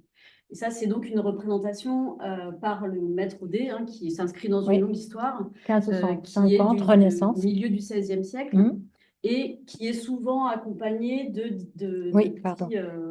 Les de légendes, petits quatrains oui, c'est ça. italiens Tous, il y a 32 qui racontent un photographies. peu la Oui, situation. Mais encore une fois, si en plus on rentre dans le détail, si on regarde ces quatrains et si on regarde ce qui est représenté, c'est pas exactement la même chose. oui, Donc il y a toute une ouais, tradition comme ça enfin, ça a beaucoup fasciné les gens cette histoire. oui. Et donc sur la gauche, c'est une illustration peinte sur l'un des plus anciens manuscrits qu'on ait Non, mais de c'est Perrault. Perrault lui-même, je pense, il était emblématiste, hein, il savait dessiner. C'est le manuscrit, il a repris ça, mais sous forme, il a fait graver par un graveur, Glousier. Mais je pense que aussi les petites vignettes, je peux vous en montrer une autre, je pense Donc que là, c'est Perrault tout ça pour dire que lui-même le qui dialogue les se a fait dessinés. depuis la tradition italianisante et Oui, Perrault oui, répond aussi à cette tradition, bien sûr, de oui. façon textuelle. Et c'est pas uniquement un imaginaire qu'il aurait recueilli de la voix de ses nourrices vieilles qu'il aurait été interrogé d'après les folkloristes à l'ancienne, disons. Exactement. C'est un dialogue donc intertextuel, mais aussi avec une tradition qui n'est pas que textuelle. Elle est aussi iconographique, elle est Oui. aussi dans de nombreuses dimensions. Et puis là, vous voyez le manuscrit, hein, Comte. Ça, c'est un nom, j'explique tout ça. C'est un nom le manuscrit. Après, il va changer en histoire ou conte du temps passé. Puis là, vous voyez l'emblème qu'il existe avec les pulcra et nata coronae. Je suis belle et je suis née pour être couronnée. Et ça, avec les poutis, c'est clairement là, il y a tout de suite une allusion, et j'explique tout ça, enfin, dans ce que j'ai écrit. Et puis ça, c'est sa destinataire, Élisabeth Charlotte d'Orléans, à qui il s'adresse. Hein. Ce volume c'est la nièce de Louis XIV, et elle est évidemment dans les tableaux de la cour. Elle est représentée avec un petit Cupidon à la main. Hein. Vous allez retrouver après, puis il y a tout dans cet emblème. Hein, et puis vous avez aussi ici ces petites, ça c'est dans le manuscrit sans couleur, c'est magnifique. Hein. Et là, c'est la belle au bois dormant avec son prince, ah, vous êtes fait attendre, etc., hein, qui évoque l'idée que oui, c'est très bien, un jour vous allez rencontrer le prince. Et puis voilà, et c'est pas du tout vrai parce qu'il y a une deuxième histoire qui est racontée dans La Belle au bois dormant, c'est qu'il avait une méchante mère ogresse, un peu comme Cupidon. Hein. Elle a d'ailleurs été transformée en ogresse dans les recueils italiens. Hein. Et, et que elle menace de tuer comme Vénus. Vénus est devenue le prototype de la méchante marâtre, vraiment, elle est très méchante. Elle est d'ailleurs, c'est presque subversif par rapport à toute la mythologie gréco-latine. Hein. Vénus, c'est une garce, vraiment. Après, vous avez Déméter, même Déméter, qui est quand même une bonne déesse, elle n'aide pas. Hein, Proserpine, elle est encore pire parce qu'elle lui verse le sommeil de Styx. Hein, et puis bah, voilà, après, on ne s'étonne pas que Lucius il va vers Isis parce que toutes ces divinités gréco-latines ne promettent rien de bon. C'était juste pour dire. Hein. Mais bon, il y a beaucoup de choses encore à dire. Et on va arrêter. Et voilà. En tout cas, on espère à la discussion, mais merci Oui, beaucoup. On t'applaudit pour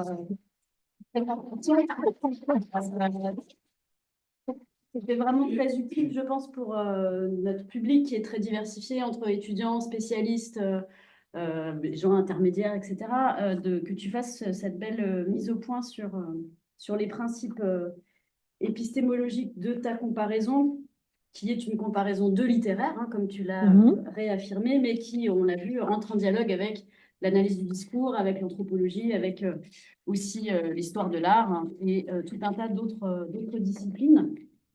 Et c'est vraiment très éclairant l'exemple que tu cites à la fin qui montre toute cette diversité d'inspiration de Perrault, hein, à tous les types de discours et tous les types de rapports au monde auxquels les contes de Perrault sont une réponse. Hein, donc, réponse à la situation historique avec les allusions à la dédicataire qui fait partie de la cour et avec toute une histoire très particulière dont tu parles dans un de tes articles. Réponse aussi à La Fontaine, à tout un contexte littéraire, utilisation avec une certaine distance d'un fond qu'on va dire folklorique, mais qui est contaminé immédiatement avec ses lectures gréco-latines. Et puis ce dialogue aussi avec cette tradition iconographique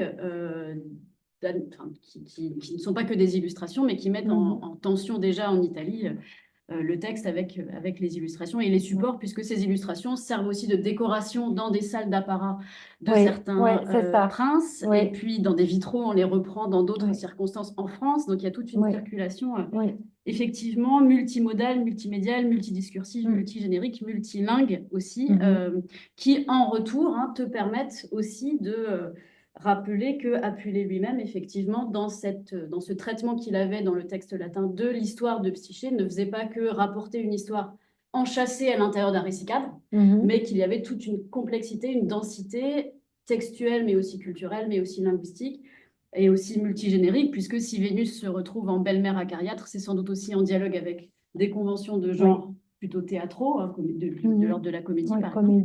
Donc, il y a tout un tas, effectivement, de choses qu'on peut tirer à partir de cela. Et comme tu l'as bien dit aussi, ça aide aussi à problématiser ces questions de culture impériale ou de seconde sophistique. En fait, c'est inclassable parce que il n'est pas colon, il n'est pas colonisé, Apulé, il joue avec ses identités, effectivement. Il reprend peut-être effectivement des schémas de contes qui sont propres à des populations d'Afrique du Nord. En tout cas, c'est aussi intéressant de faire cette hypothèse-là, même si on le fait avec beaucoup de prudence. Donc, merci beaucoup. Est-ce que vous avez des réactions, des questions? Alors, ça peut être... on va peut-être éteindre arrêter le partage. Je vais le faire. Oui. Je voulais juste montrer le dernier, le sorte de palimpseste ici, hein, que tout est lié. Perrault, La Fontaine, Basile, Estraparola, Apulé. Et puis, tous ces gens connaissent Apulé et rajoutent une couche en quelque sorte. Hein. C'est vraiment ça. C'est juste, et encore, il manque. Il y a le cabinet des fées, etc. Puis, on pourrait faire la même chose pour Apulé. Apulé, il a aussi tout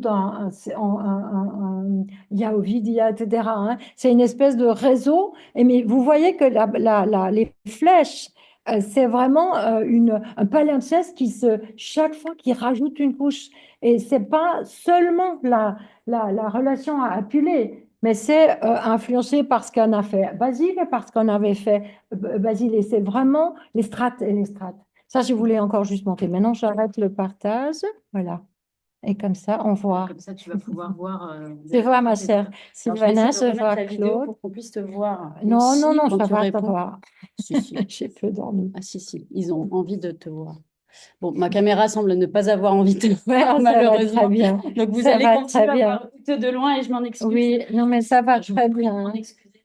Là, je veux, non, c'est mieux. Sinon, ma mère va m'insulter.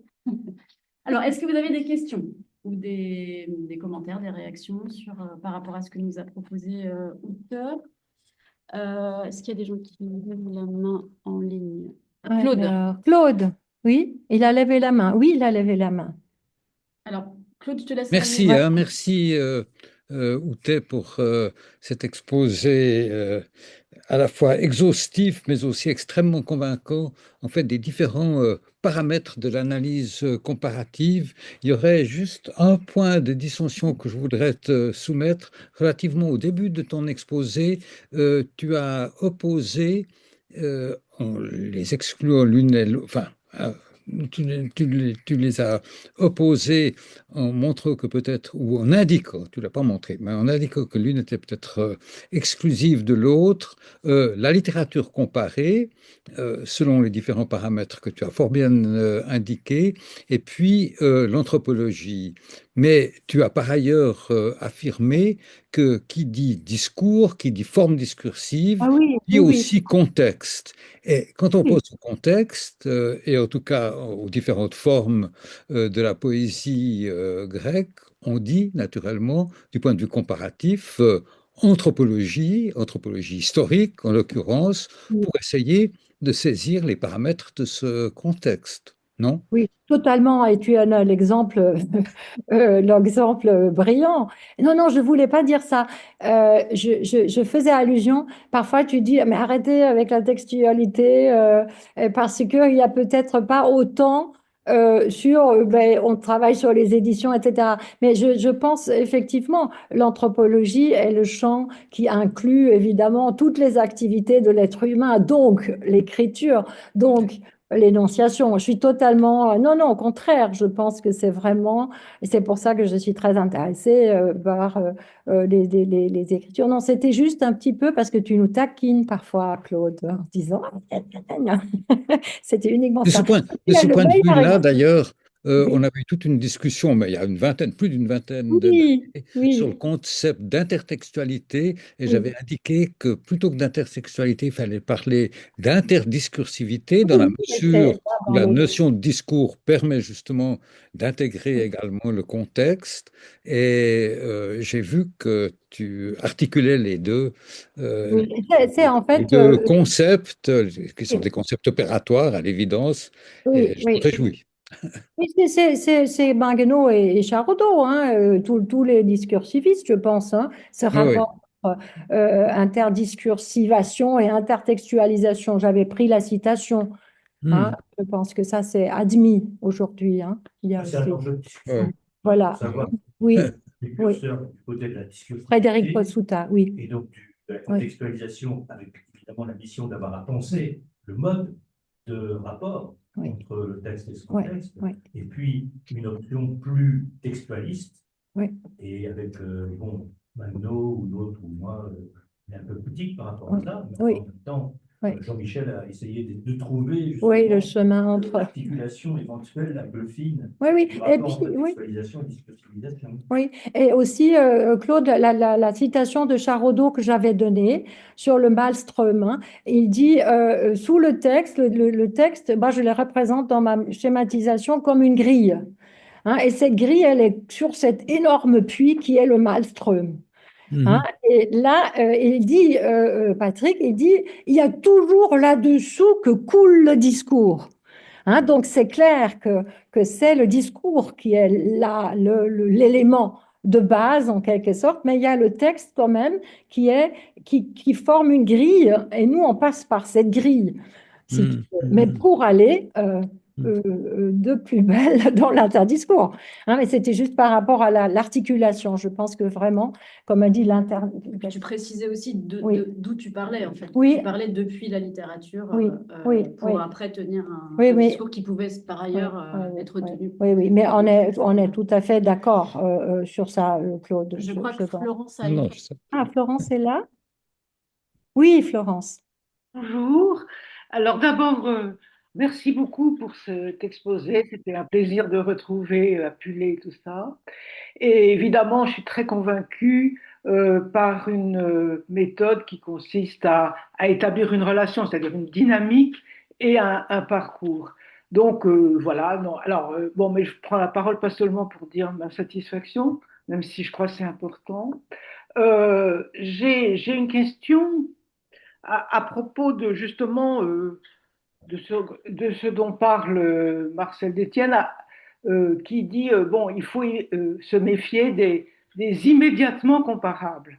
Hein. Je Oui, crois que vous y avez fait allusion. oui, Oui, vous avez parlé des immédiatement comparables et en disant bon, contre ça, on construit des comparables. Moi, je suis absolument d'accord. Mais est-ce qu'on n'est pas est-ce qu'on n'a pas à faire souvent, sans d'ailleurs faire d'objection, à l'immédiatement comparable? mm, Je pense évidemment à la linguistique comparée. Si vous regardez la linguistique comparée, eh bien, les gens nos collègues de linguistique comparée disent on compare des évidences. Alors, donc, en fait, le comparatisme, me semble-t-il, aujourd'hui, euh, s'écarte du problème. C'est-à-dire qu'on n'en parle pas. Tout le monde dit il n'y a pas de problème. Et je pense en particulier à Jean-Paul Demoule, qui lui-même, bon, vous voyez qui c'est évidemment, hein, lui-même dit non, non, il y a pas de problème. En linguistique, on a affaire à des évidences. Alors, je voudrais savoir ce que vous en pensez, hein, lorsqu'il y a une discipline qui est comparatiste, qui est même à l'origine, hein, du comparatisme, et qui dit on travaille sur des évidences. Et est-ce que il n'y a pas toute une partie du comparatisme qui s'accroche Oui. aux évidences et est-ce qu'il n'y a pas toujours au fond des évidences? Oui, je suis tout à fait d'accord. Et c'est vraiment une citation de d'Étienne, hein, Oui, euh, oui, immédiatement comparable. Et je pense que je suis tout à fait d'accord avec ce que vous dites. Il n'y a pas d'évidence, hein. Il faut toujours problématiser l'objet. Mais je ne me prononce pas. Il y a ici Jean-Michel Adam. Jean-Michel, si tu as des choses à dire à ce sujet, tu es mieux placé que moi. Moi, je pense aussi il faut problématiser toute chose, hein. On ne peut pas prendre take it for granted. Et là, je suis d'accord. Je ne sais pas, il y a aussi Sylvana. Sylvana, tu as peut-être une réponse à cette question de cette pseudo-évidence, ou est-ce que c'est quand même une évidence? Tout dépend du point de vue. On est qu'anciennes toutes les deux avec Sylvana. Donc, tout est filtré par un entendement. Hein, est-ce qu'il y a quelque chose de Sylvana ou Jean-Michel, je ne sais pas qui peut. Oui, Sylvana. Je, je, merci, merci pour ton exposé excellente. Je me méfie des données parce que les données présupposent une approche quantitative. Et ça, tu as montré très bien que le regard sur les données est un processus qui met en œuvre des dynamiques d'analyse. Le point le plus intéressant du point de vue épistémologique de ta méthode est le passage de la différence à la différenciation. Avec la différence, on fait des catalogues, des typologies, parce que la différence est une notion abstraite, toute fermée en elle. Et par contre, la différenciation, c'est la dynamique, le processus. Ton plan d'analyse était composé par des substantifs, composition. Tu n'as textualisation, inscription générique, c'est tout à fait des processus. C'est donc le processus d'analyse exclut l'évidence, à mon avis. Et je ne sais pas si c'était clair ce que j'avais Laurence, est-ce que ça vous à convainc? dire à ce propos. Mais on est qu'ancien en ce sens. Oui. Laurence, est-ce que ça vous convient comme réponse? On n'est pas dans les évidences de ce sens. non, mais bien sûr, je pense que ce que vous proposez est de ce point de vue-là rigoureux, mais ça veut dire que de toute façon, et comme vous le proposiez, il y a un examen critique préalable de ce qui est comparé, hein.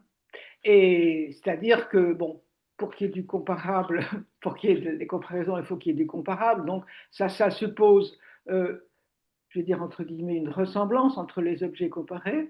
Et je pense que c'est souvent difficile de ne pas se laisser prendre, Oui. hein, à des apparences. Ça va être comparable parce qu'a priori ça l'est, mais au fond, au fond, c'est un peu un air de famille, l'air du temps et tout ça.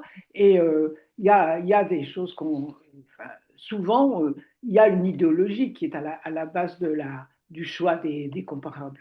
Et cette idéologie, elle est pas toujours facile à traquer.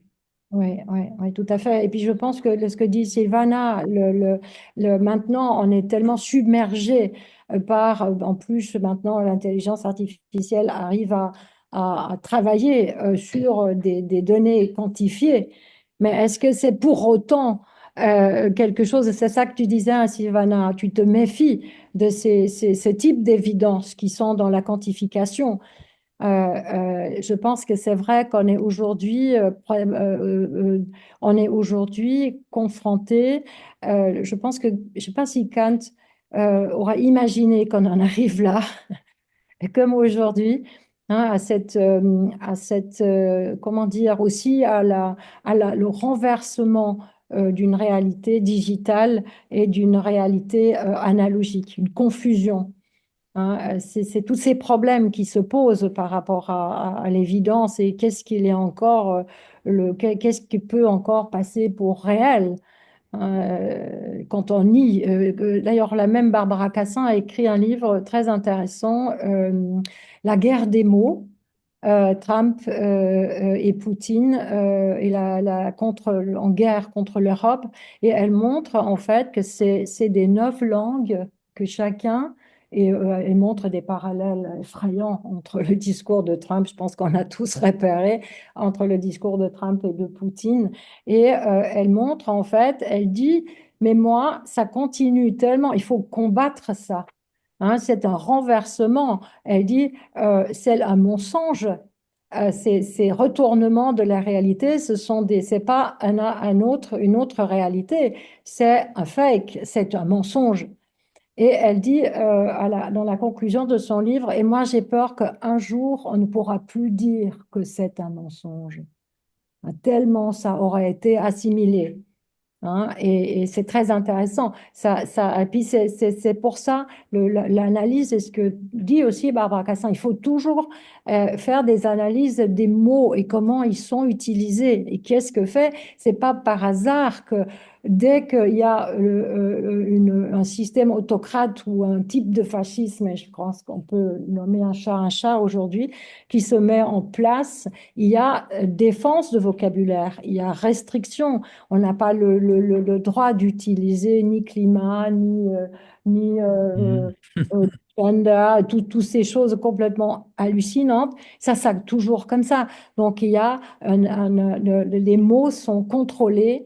On a des interdictions, hein, même justement climate change, et c'est nier une réalité. Donc, on n'est plus sur la base c'est ça, hein, c'est très, très bien montré. C'est un petit livre qu'elle a fait rapidement, mais il est vraiment instructif par rapport à cette question, mais où est le réel si eux, ils nous vendent pour réalité ce qui est totalement contrefactuel. C'est ça, hein, le problème. Alors, Claude nous signale juste qu'il est contraint Oui, de partir, donc c'est pas par oui, refus de oui, ce que oui. tu proposes. J'imagine, Est-ce c'est que vous gentil. avez d'autres réactions, d'autres questions? Oui, Marie? Moi, merci beaucoup pour tous ces exemples très riches et qui donnent à penser. Ce que je me demandais, parce que je suis comparatiste aussi littéraire, comme vous, c'est si finalement la tâche du comparatiste, c'était pas plus que de rapprocher des objets pour les historiciser, de s'interroger sur des types de comparaisons et de réhistoriciser les comparaisons certainement. en montrant que des comparables d'une époque ne sont peut-être plus comparables à une autre et que chaque époque construit ses comparables. Complètement.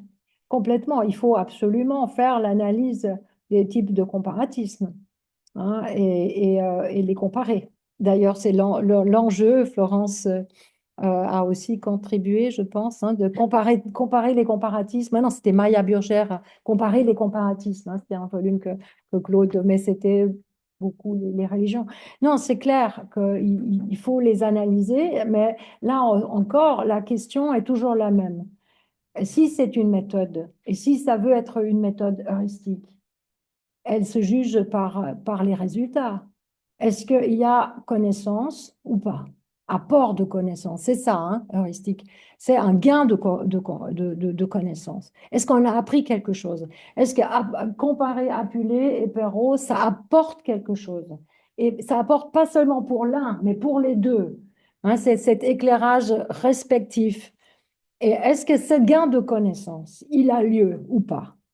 Hein, c'est ça, Plutôt qu'un gain narcissique d'ailleurs, qui serait de reconnaître un éternel, un universel dont on Oui, serait porteur. c'est ça. Il y a un gain justement de Oui. spécification, de différenciation.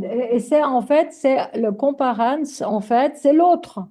Hein, c'est que Claude pose toujours la question, quel est le comparance? Mais c'est l'un qui fonctionne comme comparance de l'autre et en fait, il a l'avantage de proposer des critères de comparaison totalement différents. Parce que on voit comment Perrault fait et on voit comment Apulé fait et on comprend, par exemple, Perrault, c'est une monstre critique. J'ai fait d'ailleurs une étude histoire au fond du temps passé, critique du temps présent, La Belle au bois dormant. Hein, et c'est vraiment la morale utile qu'il veut. Hein, il dit oui, la fabelle elle n'a pas de morale. Il rajoute des moralités. Hein, mais les moralités, c'est pas faire la morale, c'est le sens, c'est l'enseignement sensé. Hein, c'est utile. Il veut que ces textes soient utiles. Alors, quand on lit tout, c'est clair qu'il prend la position des femmes, et c'est un proto-féministe, contrairement à ce qu'on lui dit, et il veut que ces femmes qui sont mariées au plus offrant par cette monarchie et par ces riches qui vendent leurs enfants au plus offrant, qu'ils sont dans des pièges, et ça ne se fait pas. Il dit, hein, dans l'apologie des femmes, il a fait une apologie des femmes juste en même temps où il dit c'est indécent de demander à des chrétiens, à des femmes, de leur imposer un mari. C'est indécent, ça ne se fait pas. Hein. Et c'est ça, en fait. Et la morale qui manque à la fabelle de Psyché, c'est qu'elle ne dit pas aux jeunes femmes, attention, Cupidon est là aussi une méchante mère, hein, par exemple. Et c'est très intéressant par rapport à ça, parce que il dit pas qu'il dit c'est une fable très ingénieuse. Hein, et autrement, il ne l'aurait pas tellement exploité. Mais il dit, mais il faut savoir en tirer quelque chose. Mais quand on voit l'usage qu'on fait Apulé, l'usage qu'on fait Basile, l'usage qu'on fait Perrault, on peut mettre en relation ces façons d'utiliser une histoire. Et chez Perrault, c'est clair, c'est vraiment un signal d'alarme. Il faut arrêter. Et c'est une accusation gigantesque de la monarchie et des Bourbons et de cette politique maritale. Tout le monde était contraint un jour d'épouser X ou Y, Louis XIV lui-même. Hein, il n'avait pas le choix avec Anne d'Autriche, etc. Hein, oui, oui, non, Anne d'Autriche, c'est sa mère, Thérèse, je pense. Donc, c'est vraiment l'utilisation, et c'est les utilisations après, l'utilisation aussi, usage culturel d'ailleurs, ce que tu fais. Hein, c'est pas de voir comment c'est lu aujourd'hui en Algérie. C'est pas forcément aussi la question des mauvaises ou des bonnes lectures. C'est pas la question, mais nous, on est en charge académiquement d'un patrimoine. On doit les analyser autrement qu'un créateur ou quelqu'un qui veut en fait utiliser par exemple, monter Antigone dans les pays latino-américains, c'est des accusations contre Créon et tout ce que ça veut dire. Et ça, l'usage culturel. Et les usages culturels, ils sont différents et différentiels, et c'est bien comme ça. Et la question serait de savoir, est-ce qu'on ne peut pas, quand on fait ces comparaisons, on peut comprendre dans cette définition quelle est la particularité d'une culture ou d'une époque. C'est ça. Et l'effet heuristique serait ça. Hein, donc, et moi, je pense que c'est pour dire comparer, il y a certainement, et moi, je n'accuse pas je veux dire, il y a des comparatismes même universalisants qui vont porter des fruits. Hein, c'est évident. Mais je pense que la question heuristique, on doit se demander, est-ce que ça m'apprend quelque chose de nouveau ou pas? Et si ce n'est pas le cas, ce n'est pas heuristique, et voilà. C'est ça, celui puis qui apporte le plus d'épreuves, il gagne le jeu. Hein, s'il y a tellement de preuves que oui, c'est intertextuel avec toutes ces choses-là, ben voilà, ça infirme, pas complètement, mais ça infirme quand même pour une grande partie l'idée qu'il était allé chez les nourrices à la campagne récolter les contes populaires, Perrault. Et puis tous ces bouquins qu'il avait sur son bureau à l'académie, il s'en foutait. Donc, vous voyez ce que je veux dire, Marie? Donc, le critère serait le gain heuristique. Il ne faudrait pas abuser de la parole si quelqu'un d'autre doit intervenir. Parce que j'ai déjà intervenu une fois. Je voulais te poser une Oui, question cette fois sur ton positionnement épistémologique. oui, Parce que la question, c'est celle du rapport justement entre... Parce que si on prend le travail que tu fais sur mhm, comparant des variantes, des versions, etc., on pourrait très bien te dire, mais pourquoi est-ce qu'on ne va pas vers une modélisation de type structuraliste en se référant à ce qu'était Dumézil, ce qu'était Lévi-Strauss. Et à ce moment-là, évidemment, l'obstacle, c'est le risque d'universalisation précoce, si je puis dire. Et oui, puis de l'autre, tu adoptes une position de différentialisation, différentielle, si je puis dire, mais où s'arrête le processus de différenciation? Parce qu'après tout, la différenciation, ça aboutit à Deleuze et à Derrida. C'est-à-dire que différence, on l'écrit à ce moment-là avec un A. Ça veut dire qu'à un moment, oui, si tu veux, le jeu d'intertextualité, de profusion textuelle fait qu'il n'y a plus de différence possible entre le texte et le commentaire. C'est-à-dire que le commentaire est un simple parasitage au sens de Derrida. Or, ce n'est pas du tout ton point de vue. Donc, où tu places la barre, oui, où est-ce que tu places le curseur entre, je dirais, un transcendantal, si tu veux, universel, oui, un transcendantal historique à la oui. Foucault, et puis de l'autre, un relativisme généralisé, si je puis dire, ou un scepticisme, ou un relativisme à la Derrida ou Deleuze, si on, pour autant on puisse les mettre dans cette catégorie-là. Ça, c'est vraiment une question que je me pose, Oui, et je ne sais pas si je te l'avais déjà posée, mais bon, ben voilà, enfin, non, oui, je suis totalement d'accord et je suis convaincue de la légitimité de la question, mais il faut quand même penser que toi, tu argumentes en philosophe, hein, et tu extrapoles en quelque sorte, et c'est ton droit et ton devoir, hein. Tu dis oui, mais où est-ce que tu vas aller, hein, est-ce que quel type où ça te mène? Euh, Moi, je dirais, c'est un problème que tu... épistémologique. Oui, c'est un problème épistémologique, mais moi, je dirais, d'ailleurs, moi, je pense que de dire c'est des fonctions, hein, ça veut dire ben, la comparaison, elle peut pas porter, elle gagne à porter sur des fonctions parce que ben, ça sert à rien de dire, voilà, il y a un chaperon rouge ou un chaperon vert, ou bien Hellman a dit, on ne peut pas, a priori, comparer une tragédie No, enfin une pièce No du théâtre japonais avec une tragédie grecque, mais on peut les comparer par rapport à leur fonctionnement. Hein. Donc, il y a quand même une perspective qui introduit, et que ça, c'est pas le structuralisme. Justement, il y a quand même ce qu'on essaye je suis pas seule dans cette approche, c'est justement de ne pas tomber dans les dichotomies qui excluent l'un l'autre. Maintenant, dans l'absolu de mon salut post-mortem, je ne sais pas quoi dire moi, je dirais, la connaissance, le gain de connaissance est là un effet ponctuel. Est-ce que ça va m'être comptabilisé par le bon Dieu? Je n'ose pas y croire.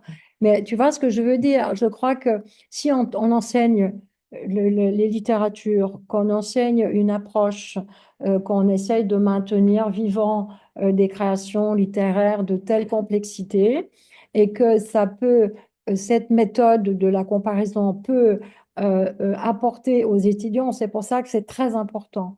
Moi, je trouve que ça peut apporter à ceux qui veulent aussi faire ce travail. Est-ce que c'est efficace? Est-ce que ça leur a apporté quelque chose? Et moi, je pense que c'est un but en soi. Hein. C'est un but en soi et c'est quelque part un apport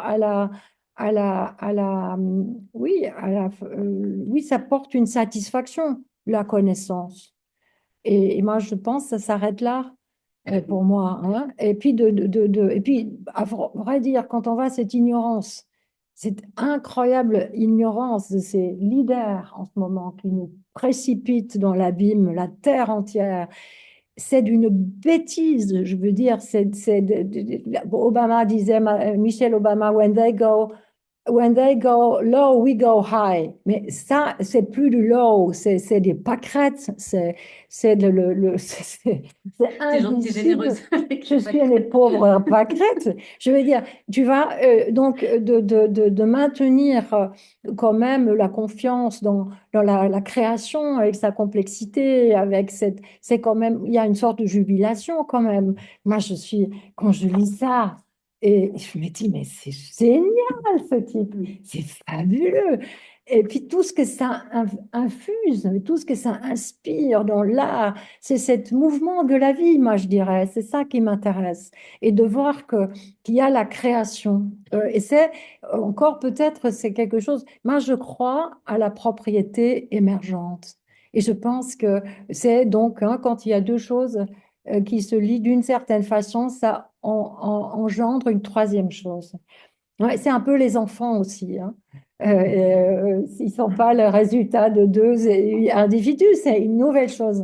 Et moi, je pense que si la Terre doit encore tourner un peu, avant que les kleptocrates fossiles l'ont abîmée complètement, et il y a cet espoir que la créativité, elle peut proposer d'autres. C'est d'ailleurs, ça revient chez Chamoiseau.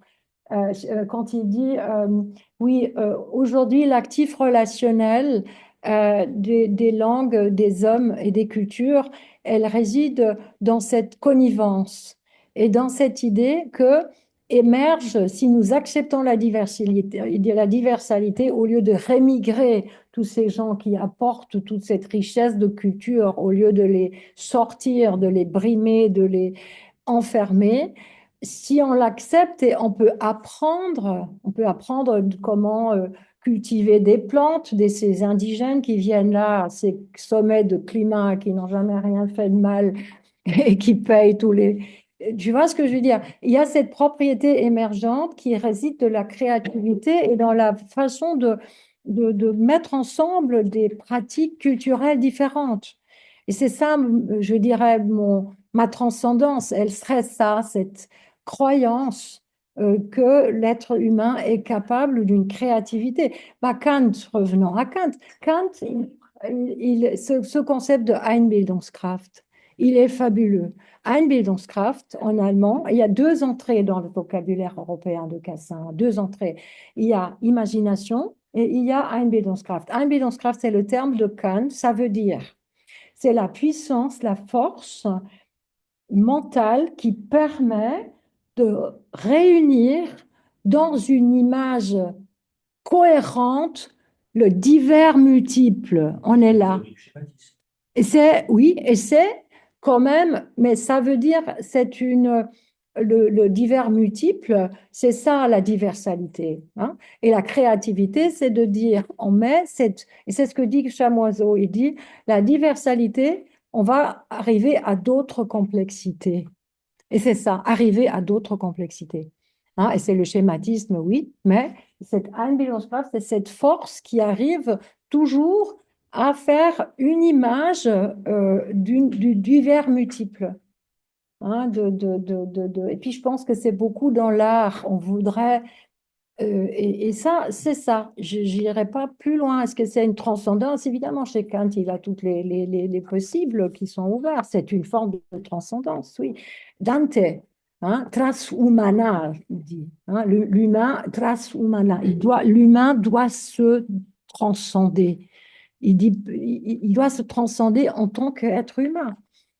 Et voilà, si tu veux, ma philosophie qui se cache là, qui se cache derrière toute cette incroyable différenciation sans cesse.